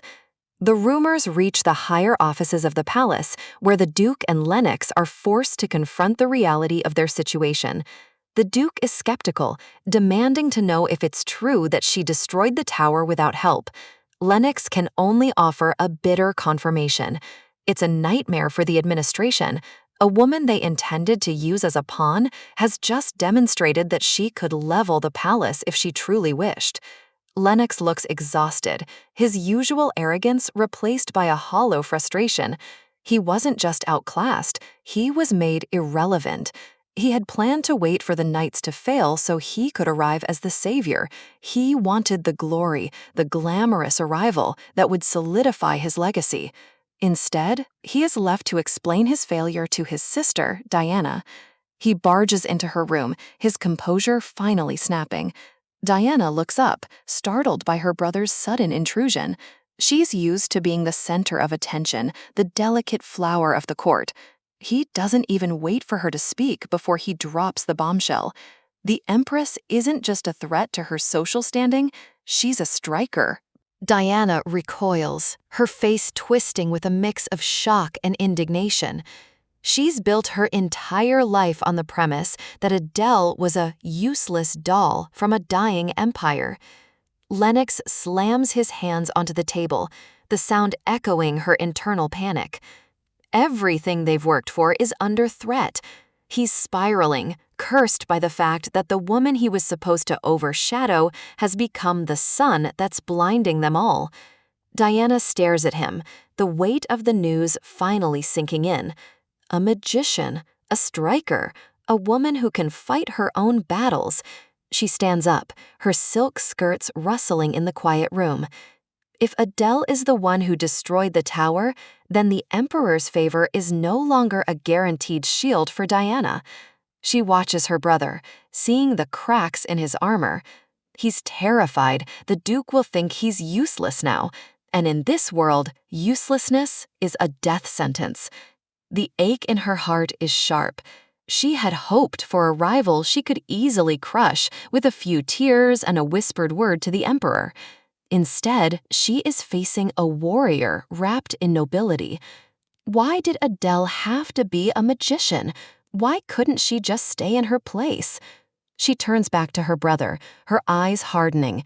She can't afford for him to lose his nerve now. They have come too far to be undone by one display of power. She reminds him that he is still the best striker Egmont has. At least, that's the narrative they must maintain. She tells him not to worry. Magic or not, Adele is still alone in a foreign court. She has no allies, no family, and no one to truly trust. Diana takes charge, telling him to get his head straight and focus on the magician division. She will handle the Empress herself. She reaches out, her touch meant to be comforting, but feeling more like a command. They have endured harder times than this. A minor hiccup like a destroyed tower won't be enough to topple them. Diana is determined to be the one who has the last laugh, no matter what it takes. But while the siblings plot their next move, the palace remains in awe. The sunset paints the sky in shades of gold and fire, a reminder of the power that was unleashed. In the quiet of her chambers, Adele sleeps. It's a deep, unnatural slumber, brought on by the complete depletion of her mana. Madame Kix watches over her, her heart heavy. She knows the toll this bravado takes on the Empress's body. Outside the doors, the whispers continue. The maids talk of nothing else, how the Empress saved the knights, how the magician division was late, and how the power dynamic has shifted. The madam sends out a letter, her movements hurried. She knows that the news of Adele's power will spread far beyond the palace walls. Elsewhere, the Emperor stands by a window, his silhouette dark against the bright light. He is a man who likes to be in control, and the Empress has just become an unpredictable variable. He watches as panic still grips some of his staff, the fear of the tower still fresh in their minds. He is coldly indifferent to their fear, his mind already calculating the political fallout of Adele's actions. He reflects on his own arrogance. He had dismissed the tower as a minor inconvenience, something to be dealt with at the right time for maximum political gain. But the tower didn't wait for his timing. It went up in flames, a beacon of Adele's defiance that he can't ignore. He is stunned, his jaw tightening as he realizes the magnitude of what she's done. She didn't just destroy a tower, she destroyed his narrative of her. The Empress destroyed the tower all by herself. Those words repeat in his head like a mounting threat. He realizes now that the information sent from the Gottroff Empire was almost entirely false. They had painted her as a weak, discarded daughter. But no matter how he looks at it, a weak woman doesn't possess that kind of mana. Gottroff didn't send her away because she was useless. They sent her away because they couldn't control her. He orders his aide to go back to the Gottroff Empire. He needs the truth. He needs to know every detail of Adelaide's track record. The aide bows, sensing the cold fury radiating from the Emperor. The game has changed, and the Emperor hates being behind. Days pass, and the palace slowly returns to a semblance of normalcy, though the atmosphere remains charged with anticipation. Finally, Adele wakes. She is pale, but her eyes are clear, the fire within her undimmed by the ordeal. Madame Kix enters, relief washing over her face. Adele looks out at the morning sun, her expression unreadable. She's done being the victim. She's done hiding what she is. She stands, her posture regal and uncompromising. She has a new mission now, one that requires a different kind of strength. She tells the madam to put out a notice. She's recruiting an aide, and her requirements are as bold as her magic. Single men over 20. No fiancés. No outside loyalties. She's building her own circle, one that doesn't answer to the emperor or the court. Madame Kix is puzzled, asking what the true selection requirement is. What is the Empress really looking for in a man who will stand by her side? Adele smiles, a rare, breathtaking expression that holds both a promise and a warning. It's not about politics or power, it's solely about her heart. And for the first time, she's the one who will decide who gets to see it. The news of the Empress's public announcement spread through the noble circles like a wildfire, and the Valdir residence was no exception. The requirements were suspiciously simple, leaving many to wonder what she was truly up to. Her brother Michael was particularly baffled by the lack of detail. Was this a public protest against the emperor, or was she quietly building her own base of power to rival her enemies? It was a question that demanded an answer. Lionel Valdir sat in silence, his mind already calculating the risks of this sudden shift in the palace dynamics. He knew Adelaide wasn't one for idle games. Michael couldn't help but ask for his thoughts, sensing the gravity of the situation. Lionel's silence was always more telling than his words. But for Lionel, the answer wasn't that simple. He didn't think it was a protest or a simple power grab. Michael suggested she might just be looking for some amusement, given that the only real requirement was someone she liked. Regardless of her reasons, the Valdir family couldn't afford to sit idly by while a position of such influence was up for grabs. They needed someone capable, someone who could keep the Empress in check while maintaining their family's long-standing influence. Michael wondered who they could possibly entrust with such a task. They needed someone who wouldn't crumble under the weight of the inevitable rumors, the whispers that the aide would be her lover. It was a role traditionally reserved for younger sons of powerful families. Michael reminded Lionel of how the emperor had already been displeased by the Empress's recent shows of independence, like the gold bars she gave away. He pressed Lionel for a recommendation, assuming they would send a loyal subordinate to keep an eye on things. He was curious to see what his brother was thinking, but Lionel had a different plan. He looked his brother in the eye and declared that he would apply for the position himself. The shock in Michael's eyes was immediate. A minister of defense, a high-ranking noble, applying to be a mere aide? It was completely unheard of. He begged Lionel to reconsider, fearing the blow to their family's prestige and the scandal it would cause. But Lionel's gaze remained cold and fixed. He wasn't looking for approval, he was stating a fact. Michael tried every argument, suggesting other candidates from powerful families who might be more suitable for such a subservient role. He warned that Lionel would be the talk of the town, his honor dragged through the mud as the Empress's supposed plaything. He couldn't understand why Lionel would risk so much. Lionel's response was biting. He didn't care about honor when the Poitiers family was already undermining his authority at every turn, intentionally delaying backup on his orders. He knew that the Empress held keys to information that no one else in the empire possessed. He could feel the pieces of the puzzle moving, and he needed to be closer to the center. She understood the towers, the magicians, and the monsters better than anyone, secrets that were the root of the Empire's current distress. If he had to become her aide to secure that knowledge and protect his family, then the price of his reputation was a small one to pay. They needed to better themselves, and this was the only way. Michael fell silent, unable to argue with the logic of survival. The weight of Lionel's determination was heavy in the room. To see a mighty Valdir stoop so low was painful, but the stakes were simply too high. He took a slow sip of his tea, trying to process the magnitude of the decision. He finally relented, though the thought of their late mother's reaction weighed heavy on his heart. He could almost feel her disapproval from beyond the grave. Lionel offered a rare, sharp smile. The decision was made, and there was no turning back now. Still, Michael had one lingering doubt. What if the Empress, in her unpredictable state, chose someone else? He couldn't understand where Lionel and his allies got such absolute confidence that she would even pick him. But looking at his brother, he realized there was no world in which Adelaide would turn down a man like Lionel Valdir. He just hoped Lionel would at least dress well for the occasion. Meanwhile, at the Emperor's palace, the atmosphere was far more suffocating.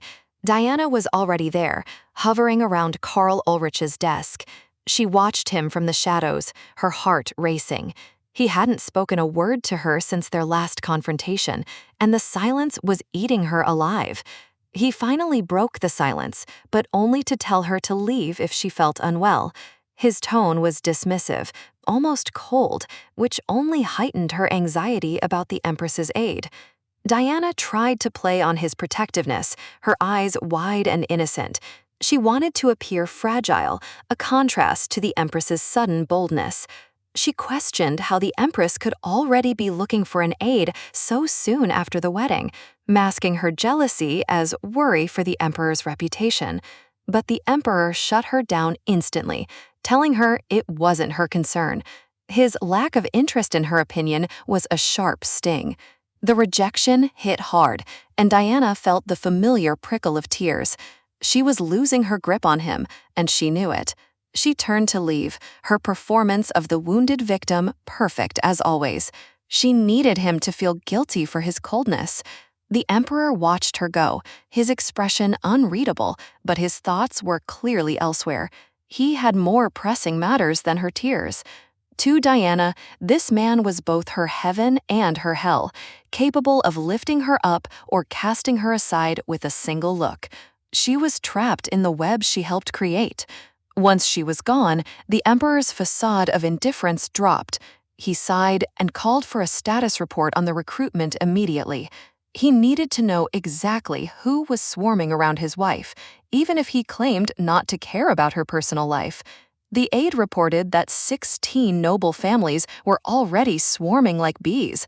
The speed of the response was a testament to the power of the Empress's position. The Emperor's eyes narrowed as he asked about the Valdirs. He knew they were the only ones who truly mattered in this game. Hearing there's no word from them didn't put him at ease. It made him more suspicious. The Valdirs were never silent without a reason. He knew the Duke wouldn't apply personally, but he expected them to send a proxy.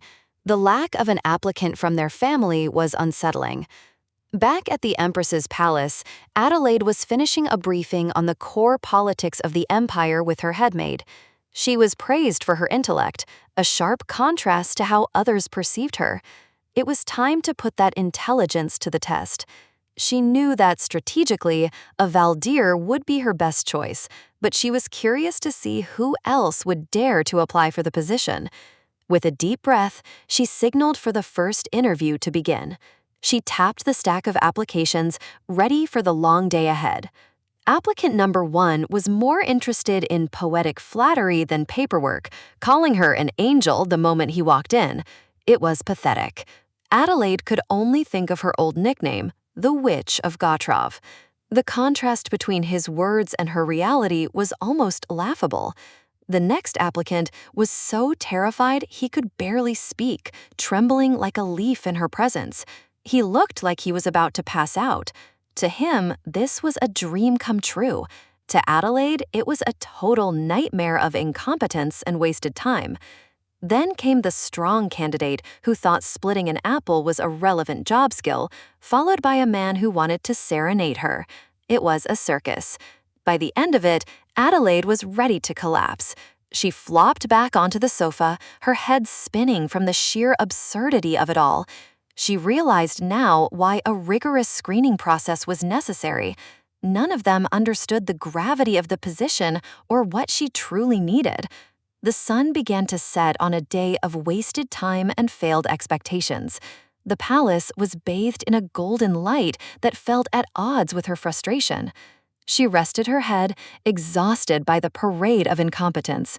She put a cool cloth over her eyes, trying to find a moment of peace. Her headmaid offered to send the rest away, seeing the Empress's fatigue. She didn't want Adelaide to suffer through any more fools, but Adelaide decided to push through. She removed the cloth and sat up, her eyes narrowing with a renewed sense of duty. She asked for the next name, expecting another disappointment. The maid looked down at the paper, her voice trailing off. Then, a heavy footstep echoed in the hallway, firm and purposeful. It was a sound that didn't belong to the weaklings she'd seen all day. A wave of murmurs broke out among the remaining applicants, a sudden tension filling the air as they realized who had just arrived. The head maid froze, her eyes widening as she looked at the man standing in the doorway. She couldn't believe her eyes. Standing there was a man who belonged on a battlefield or a throne, not in a line for an assistant's job. He looked absolutely magnificent. Lionel Valdir had finally arrived, and with one look, he made it clear that the Empress's search was over. The real game was just beginning. The whispers began the moment his name was mentioned. Lionel Valdir. It was a name that carried enough weight to silence a room and spark a firestorm of rumors simultaneously. Why would the direct descendant of Duke Valdir, a man of such high standing, throw himself into the ring for the position of my lover? The other applicants could only hang their heads in defeat. They knew that against a man like him, they never stood a chance. He was welcomed into the inner chambers with the kind of reverence usually reserved for royalty. He wasn't just another candidate, he was a statement. His presence was cold and calculated, as if he were stepping onto a battlefield rather than entering a room for a romantic interview. Outside, the air remained thick with tension as the staff and the remaining men waited for the verdict that seemed inevitable. Inside, I was already losing my patience. The interviews had been a draining parade of men seeking status, and I was starting to think this whole endeavor was a mistake.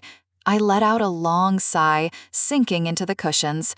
I just wanted it to be over, to find some peace away from the predatory eyes of the court. I felt like I was digging my own grave.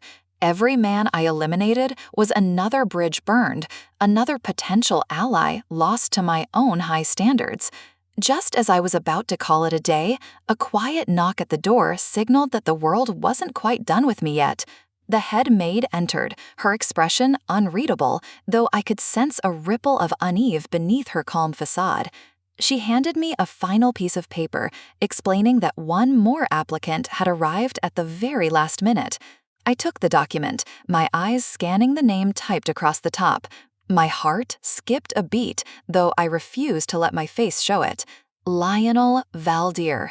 The name stared back at me, a challenge in ink. I didn't even have to think about my answer. I told them to let him in. He walked into the room with a stride that suggested he already owned the space, his eyes immediately locking onto mine. There was no warmth in his gaze, only a sharp, piercing intelligence that seemed to dissect my every thought. I offered him a seat, maintaining the cold, professional distance I had used with every other man who had walked through that door. I didn't offer him tea. I didn't offer him pleasantries. He was treated exactly like the others, but we both knew he was nothing like them. He watched me with an intensity that was almost physical. He wasn't here to play a part in some courtly game of romance. His eyes were like amber fire, searching for the truth behind my mask. He knew I wasn't just looking for a lover to pass the time. He spoke with a bluntness that was both jarring and refreshing. He asked if I was trying to balance the power in the palace. He understood that I was in a place where I had nowhere to lean, surrounded by enemies disguised as friends. He realized I needed someone influential, someone I could trust to help me fight back against the forces that sought to crush me. For a moment, I could only stare back at him. He had accurately identified every one of my hidden intentions with a single conversation. He told me that regardless of who else I had selected, he was confident he was the better option. It wasn't arrogance, it was a fact. I asked him how I should address him. Sir? Minister? He told me to use whatever title made me comfortable. His willingness to set aside his status for this role was the first sign that he might actually be the ally I so desperately needed. I pressed him on why someone of his bloodline would do this himself. Why not send a vassal to do his bidding? His answer was simple. He wanted something from me in return, my knowledge about the towers. It was a high price, one that spoke of deep-seated ambitions. I leaned back, considering him. He was trading his reputation for information that could change the fate of the empire. He didn't hesitate when I asked if he was prepared to lose his standing as my aide. He was fully committed to the gamble. I reminded him that to the world, he would have to play the part of my lover. There could be no half measures if we were to deceive our enemies. I would call him by his name. I would speak to him informally. I would treat him like a man who held my heart, even if it was all a lie.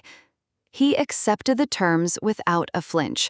He was ready to become Lionel, the Empress's scandalous favorite, for the sake of his own goals. A small smile played on my lips. I had finally found a man who understood the weight of a contract and the necessity of a mask. He looked satisfied, as if a difficult piece of a puzzle had finally clicked into place. We were now bound by mutual interest. I told him that if he was truly fine with being seen as my lover, then I would officially appoint him as my aide. He bowed his head, accepting the position and the public shame that would inevitably come with it. His eyes remained fixed on mine, a silent vow passing between us. This was more than a job. It was a partnership born in the shadows. I had finally found an aide who was really to my liking, someone who wasn't afraid of the fire I was about to walk into. As night fell over the palace, the news of Lionel's appointment began to spread like a poison through the halls. The emperor heard it and couldn't believe his ears. Lionel Valdir, applying for such a scandalous position? His aides trembled as they confirmed the rumors. The emperor's reaction was a mix of shock and a growing, dark curiosity. He couldn't fathom why she would choose him, or why a man like Lionel would ever agree to be her lover. The emperor's face clouded with a possessive fury. He had thought he could ignore her, but her sudden move toward power was making that impossible. He fell into a deep silence, his mind racing with the implications of this new alliance. She was becoming unsettled, and it galled him. He stood on his balcony, the moonlight reflecting in his cold eyes. He could still remember the sweet scent of her, a memory that haunted him. He was obsessed with the idea of her looking down on him with those prideful eyes, and he wanted to see them shatter. He thought back to the day she had come to him, offering her invitation. If he had accepted it then, would things be different? He imagined himself drunk on her scent, sending his mistress away to spend the night with the woman who was supposed to be his. But now she was moving beyond his reach, and the thought of her becoming unsettled by another man's presence filled him with a bitter agitation.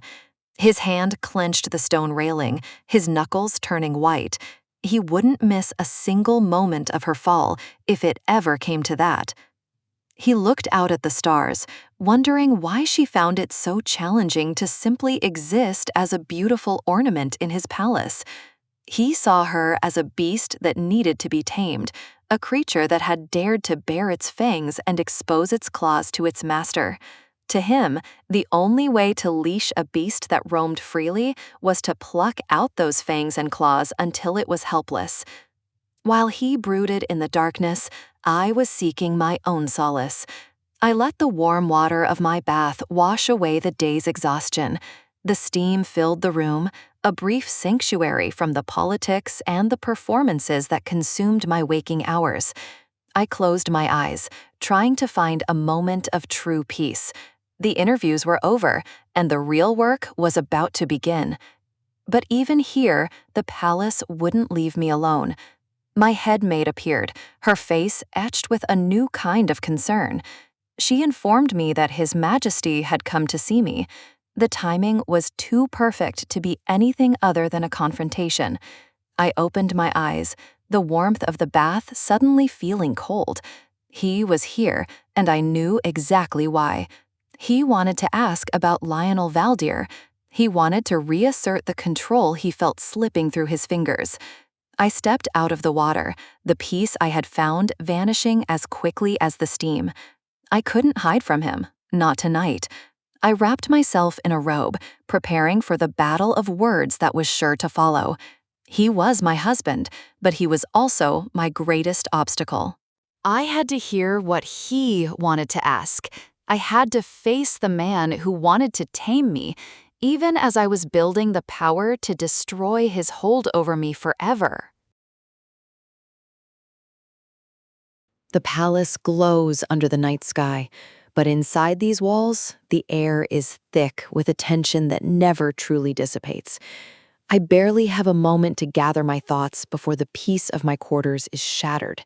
He is here, my husband, the Emperor, visiting unannounced as if he still holds dominion over every breath I take. I offer a polite greeting, keeping my posture rigid. We are strangers bound by a crown, and tonight he looks ready for a fight. His eyes are cold, searching for any sign of the submissive woman he once knew. He won't find her. He doesn't waste time with pleasantries. He wants to know who I've selected as my new aide. It's not a request for information, it's a demand for obedience. He's testing the boundaries of my newfound independence. I meet his gaze with a faint, knowing smile. Does he really believe he can still dictate the terms of my life? I tell him simply that whoever it is, it's my decision. I tell him not to inquire about it further. The name Lionel Valdir hangs between us like a bared blade. He knows exactly who I'm considering. He tries to mask his frustration, but the shadow in his eyes betrays him. He's losing control, and he hates it. He warns me that the Valdir family is at odds with the throne. To him, this choice is nothing short of a personal insult. I look at him and see the hypocrisy. He speaks of the royal family's dignity while he openly keeps a mistress. He has the audacity to say that a husband and wife should be considerate of one another. It's truly shameless. He expects consideration from me while offering none in return.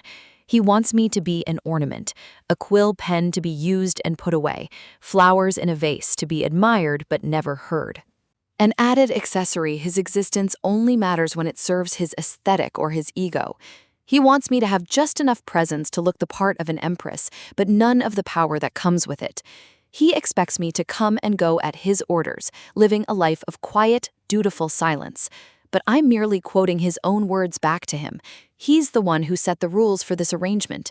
I remind him of the ultimatum he gave me. Don't poke your nose into my lover.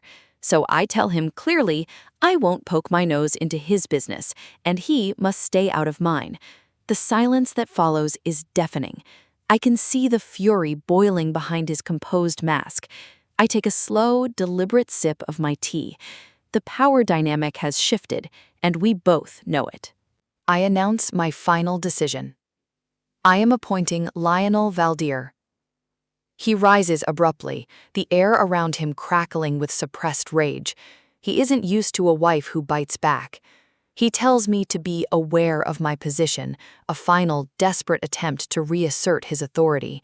But I am more aware of my position than ever before. I am the Empress, not his shadow. I ask him if he shouldn't first acknowledge me as a spouse on equal footing before demanding my duty. His eyes darken, a purple storm of resentment.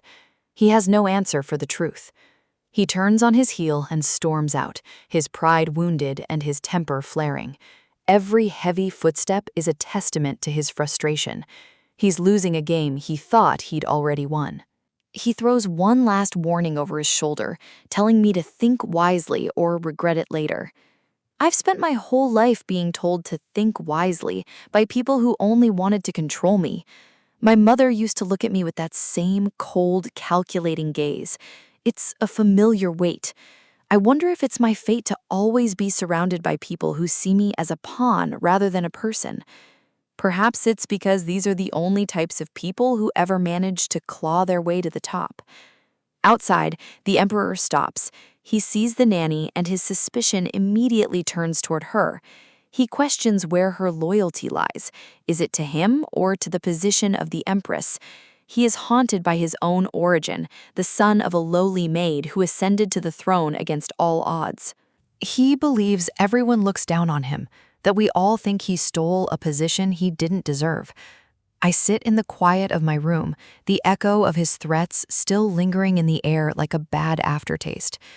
The nanny approaches me, her face lined with a concern that goes deeper than mere duty. I can see she has something heavy on her mind, a truth she's been carrying for a long time. She reveals a secret. She wasn't just my family's servant, she was also the Emperor's nursemaid. It was an unofficial duty, a hidden connection that allowed her to see the man behind the crown since he was a child. She tells me that deep inside him, there is still a boy who never truly learned how to grow up, a child who lived in the shadows, receiving only a twisted, conditional kind of love. He spent his life desperate for an affection he could never quite reach, and now he doesn't know how to give it. Meanwhile, he seeks out Diane. He needs someone to tell him he's powerful, someone to soothe his bruised ego. Diane welcomes him with her usual performative sweetness, unaware that his mood is darker than usual. She can sense the shift in him immediately. He isn't looking at her with the same warmth tonight. She immediately asks if I've done something to enrage him. She's always so eager to play the victim to my villainy. He looks at her, but his mind is clearly elsewhere. The added accessory he wanted me to be, he's seeing it in her now. He tells her he wants her to live like flowers in a vase, quiet, beautiful, and entirely dependent on him. Diane smiles, thinking this is a romantic gesture, a promise of a comfortable life by his side. She doesn't realize that being an accessory means you can be replaced the moment you stop being useful. He walks away from her touch, his movements cold and mechanical. The fire she usually stokes is out. She watches him go, her confusion growing. This isn't the man who usually hangs on her every word. The game is changing for everyone in this palace, and Diane is just starting to realize she might not know the rules anymore. A child born of a maid, forced upon a woman who loathed his very existence. This is the foundation of the man who now sits on the throne. A man whose heart was poisoned long before he knew what love was. He was ripped from his birth mother, growing up in a palace where every smile was a mask and every touch was cold. Regardless of the Empress's true intentions, he survived, but he didn't thrive.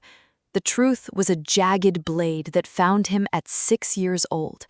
The woman he called mother actually abhorred him, and the woman who gave him life, by the time he found her, she was already lost to madness. It was only natural for his foundation to be wrecked. When your very beginning is built on betrayal and hatred, the world becomes nothing more than a battlefield. I sat there, listening to the echoes of a past that wasn't mine, yet one that defined my every interaction with the Emperor. I finally understood the source of his hostility. It wasn't me he hated, it was the position I held. He wasn't looking at Adelaide, he was looking at the ghost of the late Empress, projecting years of unresolved resentment onto me. But understanding him doesn't mean I excuse him. It is a grave problem when a sovereign acts on instinct and irrational trauma rather than the weight of his crown. My headmaid looks at me with concern, her eyes urging me to be the bigger person, to be the submissive wife that tradition demands. She wants me to lie low, to try and please a man who sees me as his greatest enemy. But that isn't who I am. I wasn't raised to be a doormat for a broken man's ego. Diana Poitiers came to me with that same poisonous advice, acting as if she knew his preferences, as if I should mold my very soul to fit his desires. How dare she? How dare any of them suggest that I should erase myself just to earn a moment of peace in this cold palace? They expect me to match his preferences, to be the perfect, silent accessory to his reign. They don't realize that my silence would be the death of my dignity. If I lose my pride, I lose everything. And in this den of vipers, pride is the only thing keeping me upright. My beliefs, my honor, my very self, these are the things I am fighting to protect. I am more than a title, and I am certainly more than his shadow. I looked my head in the eye, making sure she understood. I will not cross the line of my own self-respect, even for the emperor. She apologized, realizing she had overstepped, but the tension remained, a heavy shroud over the room as the sun began to set. Night fell over the palace, but there was no rest to be found. The air grew cold, signaling an arrival I had been dreading. He appeared like a storm, his presence demanding and suffocating. The emperor had returned, and this time he wasn't looking for a political debate. The maids whispered in the hallways, shocked that he would return so soon after leaving. The palace was on edge, sensing the shift in the atmosphere. He stood there, his eyes dark and unreadable. He asked if I was available to spend the night together, but it wasn't a request. It was an ultimatum. The shock on my maid's face mirrored my own internal jolt. This was the move he chose, to use the bedroom as his next arena? He looked at me with a terrifying lack of emotion.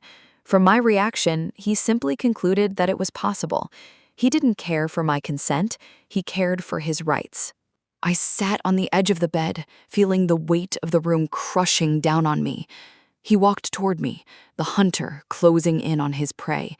I asked him what on earth he thought he was doing, but I already knew. He was here to humiliate me, to prove that despite my pride, I was still his property. He didn't speak. He just began to untie his cravat, his movements slow and deliberate. Every second felt like a minute. I could only stare, my heart hammering against my ribs. Was this really how he intended to break me? He began to unbutton his shirt, his eyes never leaving mine. It was a display of power, a reminder that an emperor always gets what he wants. He has no reason to hesitate, no reason to suppress his desire, even if that desire is fueled by spite rather than passion. I told him his gaze felt murderous. I wasn't wrong. There was no warmth here, only the cold fire of a man trying to reclaim a sense of control. He leaned in, reminding me of my own words, that I needed to acknowledge him as my spouse. He was using my own arguments against me. He mocked my desire for power, suggesting that I didn't need to take the long way to get it. He was offering a shortcut through my own degradation. He whispered that this was also one of my duties, to perform, to submit, and perhaps, in exchange, he would let me have the influence I craved. He promised to place the power right into my hands, his voice a low growl against my ear. It was a deal with the devil, and the price was my soul. I pushed him back, my hands trembling. I couldn't do this, not like this. He grabbed my wrists, his grip like iron, refusing to let me go. He called me difficult, frustrated that I wanted the power of the Empress without the duties that came with it. But he didn't understand the difference between duty and desecration. I looked at him, searching for even a glimmer of the man he could be, but I only found the shadows of the boy he was. I wondered why I felt such intense disgust. I am his wife, after all. This should be a given, but the lack of respect made every touch feel like a violation. Then he did something I never expected. He knelt. He went down on one knee before me, a gesture that should have been a sign of devotion. I flinched, my breath hitching in my throat. What game was he playing now? He looked up at me, his purple eyes burning with an intensity that made my skin crawl. He wasn't bowing in submission, he was bowing in mockery. He leaned in closer, his face inches from mine. The silence in the room was deafening. And then he kissed my foot, a cold, dry press of lips against my skin. It was the ultimate reversal, a twisted display of fake fealty. He looked at me, a cruel smirk playing on his lips. He asked if I was satisfied now, as if this mockery of respect was what I had been asking for. He had bowed down, he had kissed my foot, but he had never felt further away, and I had never felt more insulted. He stood up and pulled me close, his hand caressing my face. He told me he would give me everything, but only if I yielded. His thumb brushed against my lip, a gesture that felt more like a threat than a caress. He wanted me to open up, to let him in, but all I wanted was to run. I told him to let go. I repeated it, my voice firmer this time. I would not be bought with power, and I would not be coerced with a kiss. He looked at me as if I were a puzzle he couldn't solve, or a toy that had stopped working. He really couldn't understand why I wouldn't just take the deal. He told me I didn't know my place. He said I was choosing to protect my ego, even when it was the only thing I possessed. He turned away, his steps heavy as he walked toward the door. The power struggle wasn't over. It was just changing shape. He couldn't understand me, and in that moment, I realized we were two people speaking entirely different languages. He spoke of possession, I spoke of self. I watched him go, my heart still racing. He wanted me to bow, to yield, to kneel for him, but that is a price I will never pay. I won't. Never. Not to a man who thinks respect can be traded for a budget or a title. He looked back one last time, telling me that I would be the one to regret it anyway. It was a promise of war, delivered with a chilling smile. He left the room with a smile that didn't reach his eyes, the doors slamming shut behind him. The silence that followed was even more terrifying than his presence. I sank onto the bed, the weight of the night finally catching up to me. I was alone, but the battle had only just begun. Then a voice from the shadows of my mind, a warning, a memory of Diana's mocking words. "Are you going to run away?" "Don't be greedy," they whispered. "Live like the vein of a quill pen, moving only when the wind blows." They wanted me to be a tool, not a person. I saw the image of the Emperor and Diana, the perfect couple the world expected.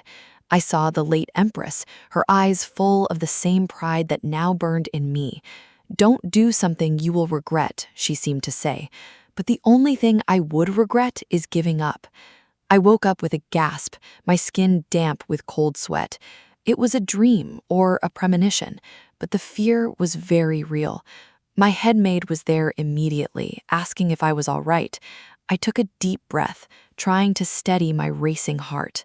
The news she brought was worse than any nightmare. The Emperor had given a royal order to cancel the supplementary budget for the Empress's palace. That bastard. He was using cheap, cowardly tricks to starve me into submission. He thought he could break my spirit by taking away my resources. Fine. If he wants to play dirty, I'll show him what a real queen can do. I sent out an official announcement immediately. I'm fighting fire with fire, and I've just appointed Lionel Valdir as my new aide. Let the games begin.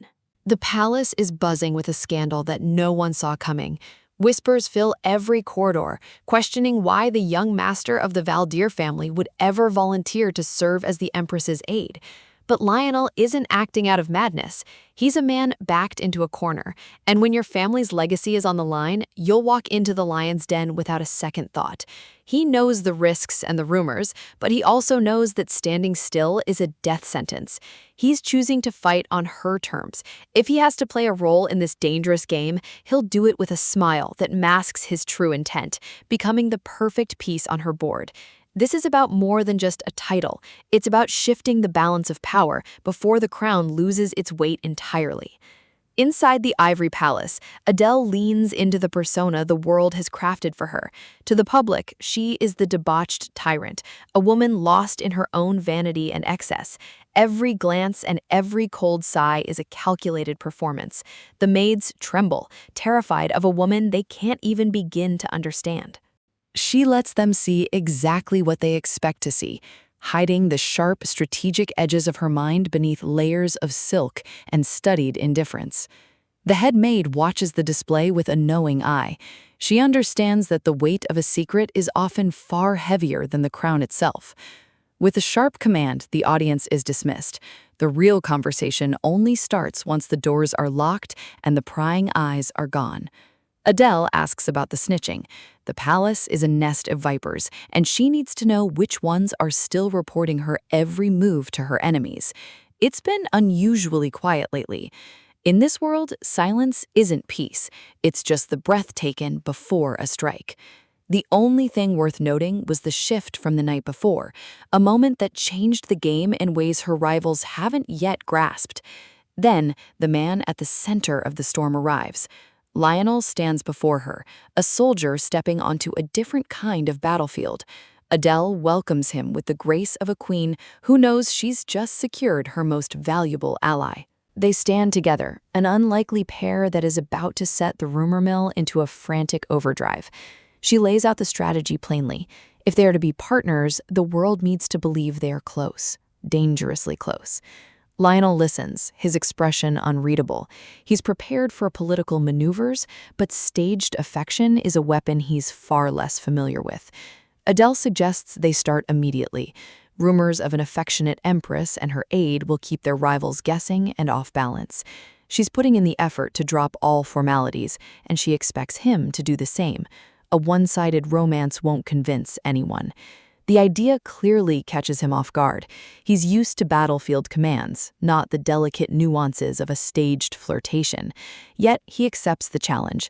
He'll do his part to ensure she doesn't regret choosing him, even if it means stepping out of his comfort zone. Adele can't help but find his stiff reaction amusing. It's a rare moment of genuine fun in a life defined by cold calculation.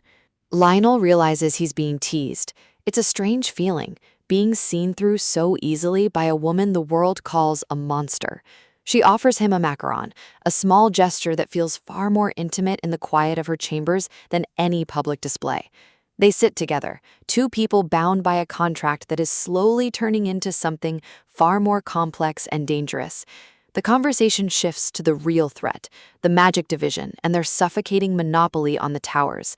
Lionel's goal is to break that power. He wants information to be shared, not hoarded as a weapon against the people. Adele remembers her mother's obsession. The towers were seen as a path to godhood, a hunger for power she refuses to inherit. She will use her status as a magician to enter the political arena, but she needs his tactical mind to navigate those treacherous waters. Lionel sees the fire in her eyes. This isn't just about survival anymore. It's about a total reform of the system. She's ready to make her move, but first, there's a lingering problem that needs a decisive response. Lionel mentions the budget. He knows the Valdir family will formally object to the Emperor's attempts to cut her palace funding. Adele smiles, but she wants more than just a protest. She wants a response that actually leaves a mark. Outside, the calm is shattered by a merchant. He arrives with a forced cheer, claiming to have brought a gift for the Empress. The man is a messenger of a hidden insult, wrapped in the thin guise of generosity. He insists that Her Majesty should choose whatever she wants, as if the Empress were a child in need of a handout. He hands over a letter, smiling broadly, completely oblivious to the storm he's just delivered. Adele reads the words. It's a bill for a horse, the exact amount of the budget that was just canceled, a blatant mockery. The room goes cold. Adele's expression doesn't change, but the fury beneath the surface is unmistakable. Lionel's gaze hardens. He knows exactly who is pulling the strings behind this petty provocation. Diana Poitiers is playing a dangerous game, using her supposed generosity to humiliate the woman whose position she craves. Adele's voice is sharp as she orders the necessary documents to be prepared. She's done with these childish insults. She takes a steadying breath, forcing her self-control back into place. Losing her temper is exactly what Diana wants her to do. Lionel stops her. If she forces Diana out now, she'll only gain sympathy from those who see the mistress as a victim. He has a better idea, a way to turn the tables without making Adele look like the aggressor in the eyes of the court. He looks at her with a confidence that settles her. He's proving himself to be more than just an aide. He's a strategist. Meanwhile, Diana continues her performance elsewhere, basking in the praise of those who believe she is a saint. She sighs, pretending to be saddened by the Empress's coldness, while secretly enjoying the chaos she's sown. She thinks she's won this round, but she has no idea that the real game is only just beginning. Taemin looks at me with that sharp, calculating gaze. He's no longer just a duke, he's my aide, and together we're about to burn down the world that tried to discard me. We map out the downfall of our enemies in the cold silence of my chambers. My husband, the Emperor, thinks he can keep his mistress happy while keeping me in a gilded cage, but he's about to learn how expensive that mistake is. Taemin smiles, a dangerous, beautiful thing. For someone so seemingly upright, he's surprisingly adept at spinning a web of deceit that would make any villain blush. I find myself matching his expression. If the court wants a dogfight, then I'll give them the bloodiest spectacle they've ever seen. The stage is set for the budget meeting. The pieces are moving, and for the first time since my coronation, I feel like I'm the one holding the strings. It's time to let the chaos begin. Let the Emperor's favorites tear each other apart, while I watch the throne crumble from the shadows. Meanwhile, in the mistress's quarters, the air is thick with a different kind of tension. Diana surrounds herself with luxury, but it's a hollow comfort that can't mask her growing fear. A nagging sense of dread has taken root in her heart, a cold realization that the ground beneath her feet is starting to shift in ways she can't control. She remembers last night vividly. The Emperor sought her out unexpectedly, only to vanish into the darkness of the palace just as quickly as he arrived. When he finally returned, he was changed. He slept beside her like a stranger, his touch absent, his mind clearly miles away in a place she wasn't invited. Her maids stand trembling as she demands answers, her voice sharp with a desperation she can no longer hide behind her porcelain mask. The question burns in her throat, poisoning her thoughts. Did he go back to the Empress? Did he go back to the woman he swore he hated? She seizes the maid, her composure finally snapping. The truth is a jagged pill, and she's being forced to swallow the reality of her own displacement. The confirmation hits her like a physical blow. 2 visits in a single night. Tanidus didn't just see Rosalind, he was obsessed with her. The maid's voice falters as she describes the timing, each word another needle driven deep into Diana's pride. He went to the Empress immediately after his bath, left in a rage, and then returned less than an hour later, driven by something he couldn't resist. Diana's heart hammers against her ribs. She knows that look, the heavy breathing, the violet eyes clouded with a hunger he's never shown her. She staggers back as the world tilts.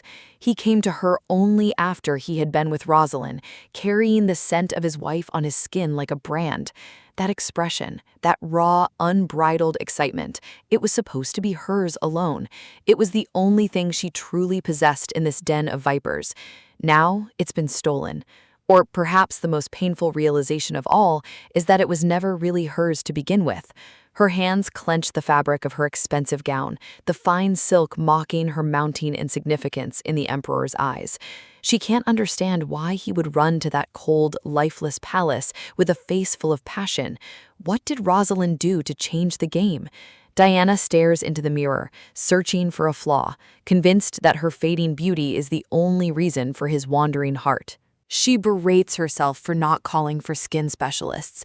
In her mind, her complexion is the only wall standing between her and total ruin.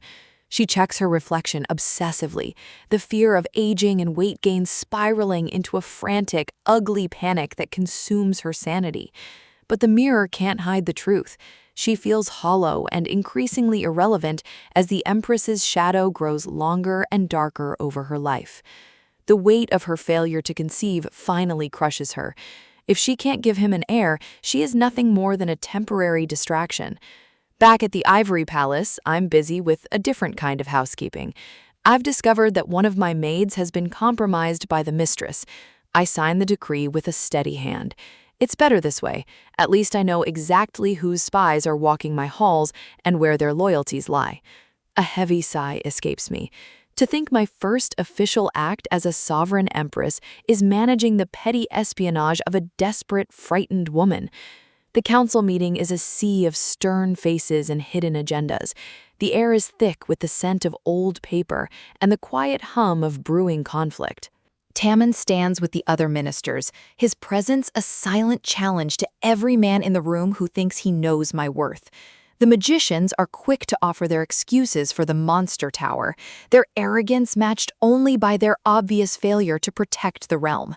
Lennox stands tall, his voice dripping with condescension as he dismisses the threat and mocks the knight's inability to act without magic.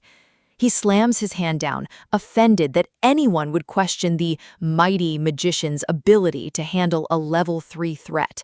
His ego is as fragile as his excuses, and he bristles at the mere suggestion that mere knights could ever rival his department's importance. The Emperor watches the display with growing irritation.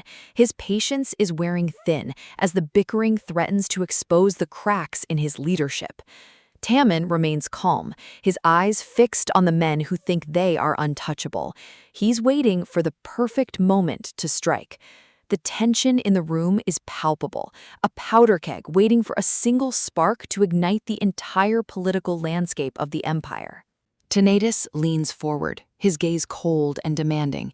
He needs an answer that saves face, but the truth is about to get very uncomfortable. Tamon steps forward, the Minister of Defense, finally taking his place in the spotlight to deliver the killing blow to their pride. He gestures toward the magicians, his voice steady and unforgiving. He has no answer for the Emperor, only a series of devastating questions for the incompetent. He brings up the day the tower descended from the sky, the day the kingdom waited in terror for the magicians to do their jobs.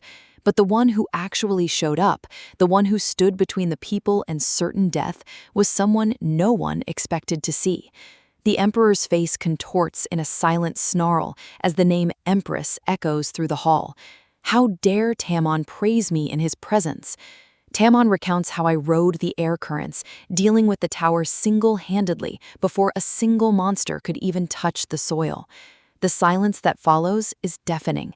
The magicians have no rebuttal for the truth, and their arrogance is starting to look like cowardice. Lennox looks like he's about to explode, his pride wounded by the public reminder of his own utter uselessness in the face of my power. Tamon doesn't let up.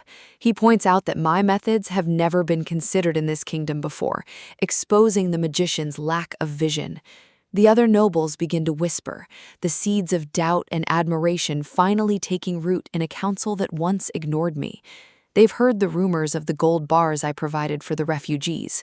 The tide is turning, and the Empress is no longer a ghost in her own palace. Tamon asks the magicians the same question I once asked him.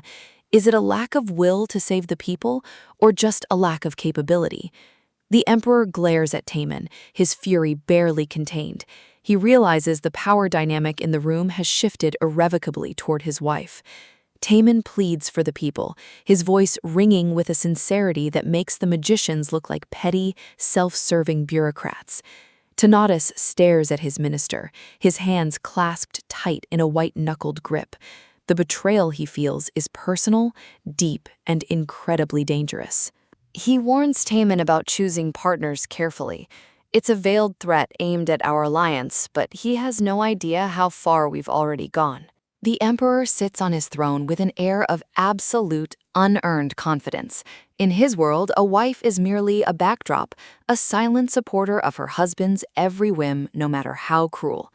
His advisors listen in a heavy, practiced silence. They've spent years nodding along to his arrogance, but today, the air in the room feels different. Even the Minister of Defense seems to sense the shift. The Emperor's words are as harsh as they are dismissive, treating the Empress like a nuisance he can easily sweep aside. The heavy silence is shattered by an urgent arrival. A decree has been issued, and it hasn't come from the Emperor's desk. The Emperor's face twists. Whatever is written on that paper, it's a direct strike against the comfortable life he's built for his mistress. He reads the words, his purple eyes narrowing in disbelief. The Empress has done the unthinkable. She's used the law as a weapon. Behind the scenes, the tension is palpable. The Empress's seal on the document isn't just a signature, it's a declaration of war against the status quo. Outrage erupts. To the emperor's inner circle, this isn't just a legal move, it's a personal insult to the woman he chose over his own wife. Whispers fill the room as the reality of the situation sinks in. The Empress isn't just asking for respect anymore, she's demanding it through a residency permit. Diana has always been the golden girl of the palace, floating through its halls as if she owned every stone. She was a guest who stayed far too long, but now her status has been officially downgraded. If she wants to remain in the Ivory Palace, she will do so as a common visitor, and her father will have to pay the bill. The emperor is reeling. He's used to being the one who dictates the lives of others, but his wife has just turned his mistress into a paying tenant. He stands up, his movements sharp and jagged with fury. The public humiliation of his mistress is a stain on his own pride. He storms out of the library, the sound of his footsteps echoing like thunder through the palace halls. He's going to find her, and he's going to end this. The Duke is left behind, his blue eyes wide with a mixture of shock and growing dread. The game has changed, and he wasn't prepared for it. He can feel the eyes of the court on him. Every reckless word, every shared look with the mistress is now being weighed against the Empress's new, cold authority. He retreats, his mind racing for a way to salvage the situation, but the Empress has left them all with no easy way out. Lionel watches the fallout with a quiet, satisfied intensity. He knew his sister was strong, but this level of strategic cruelty is something even he admires. He adjusts his glasses, a small smirk playing on his lips. The rent idea was the perfect touch, a way to make the emperor's infidelity a financial burden. He knows his sister well. She doesn't just want to win, she wants to make sure everyone knows exactly why they're losing. The chaos in the palace is just the beginning. The message is clear. If you want to play at royalty, you'd better be prepared to pay the price. The emperor's rage precedes him, a dark energy that fills the corridor. He's a man who has never been told no, and it's eating him alive. The maids jolt as he passes, their faces pale. They know that when the emperor is in this state, the entire palace holds its breath. He doesn't spare them a glance. His focus is entirely on the figure waiting at the top of the grand staircase. There she is. Dressed in a dark cloak, the Empress looks like she's already halfway out the door, and she doesn't look like she's planning to ask for permission. Her gaze is steady, her face a mask of perfect, icy calm. She's seen his tantrums before, and they no longer have the power to move her. He confronts her, his voice a low growl, demanding to know where she thinks she's going in such attire. He wants her back in her place. The two of them stand in a standoff, a husband and wife who have become nothing more than enemies across a gilded battlefield. He tells her to revoke the decree, his tone thick with the expectation of obedience. He treats her as if she's just made a silly mistake. She asks him if he means the residency permit. The way she says it is so casual, so light, that it's almost an insult in itself. She smiles, but there is no warmth in it. She's finally showing him the woman she's become while he was busy looking elsewhere. He stares at her, his anger momentarily clouded by a flicker of confusion. This isn't the woman who used to beg for his attention. She doesn't wait for him to process it. She tells him that if he wants to talk about revoking things, they should start with his own budget cuts. He can feel the eyes of the palace staff on them. She's exposing the reality of their marriage in the most public way possible. The Empress points out the hypocrisy of his demands. He left her with nothing, not even enough for a horse, yet he expects her to fund his mistress's life. Her eyes are like amber, burning with a quiet, controlled fire. She's not just defending her decree, she's reclaiming her dignity. She turns her back on him, her cloak swirling as she prepares to leave. The conversation, in her mind, is already over. He grabs her, his hand clamping down on her shoulder with a rough, desperate force. He can't handle her walking away from him. He yells at her, demanding an answer, but his aggression only makes him look more pathetic in the face of her composure. She looks him in the eye, her expression unreadable. She's done being the victim of his neglect and his mistress's schemes. She calmly explains that she's going on a secret inspection, a right she holds by palace law. She's using the very rules he ignored to escape his reach. She walks down the stairs, her silhouette receding into the light of the entrance. She's leaving him behind in the ruins of his own ego. He watches her go, a dark, toxic obsession beginning to fester. He doesn't want her back because he loves her. He wants her back because she's the only thing he can't control. In his twisted mind, he imagines her bound, a chained collar around her neck to keep her from ever moving an inch without his say-so. He wants to break her spirit, to force her to breathe only when he allows it, to drown her defiance in the scent of spring flowers. The realization of his own loss of power is driving him to the brink. He's becoming a monster, fueled by a need for dominance that she has finally shattered. He curses under his breath, his eyes fixed on the empty space where she just stood. The silence she left behind is heavier than any argument. He is the emperor, yet he is standing alone in his foyer, feeling more like a prisoner than she ever did. Outside, the carriage is waiting. The air is crisp and free, a world away from the suffocating games of the imperial court. The footman bows as she approaches, his face a mask of professional neutrality, though he can feel the weight of the moment. She steps toward her new freedom, her hood pulled up to hide her face from the prying eyes of the palace. She's not just going on an inspection, she's going to find herself. As the carriage begins to roll away, she looks forward into the unknown. The battle at the palace is far from over, but for the first time, she's the one leading the charge.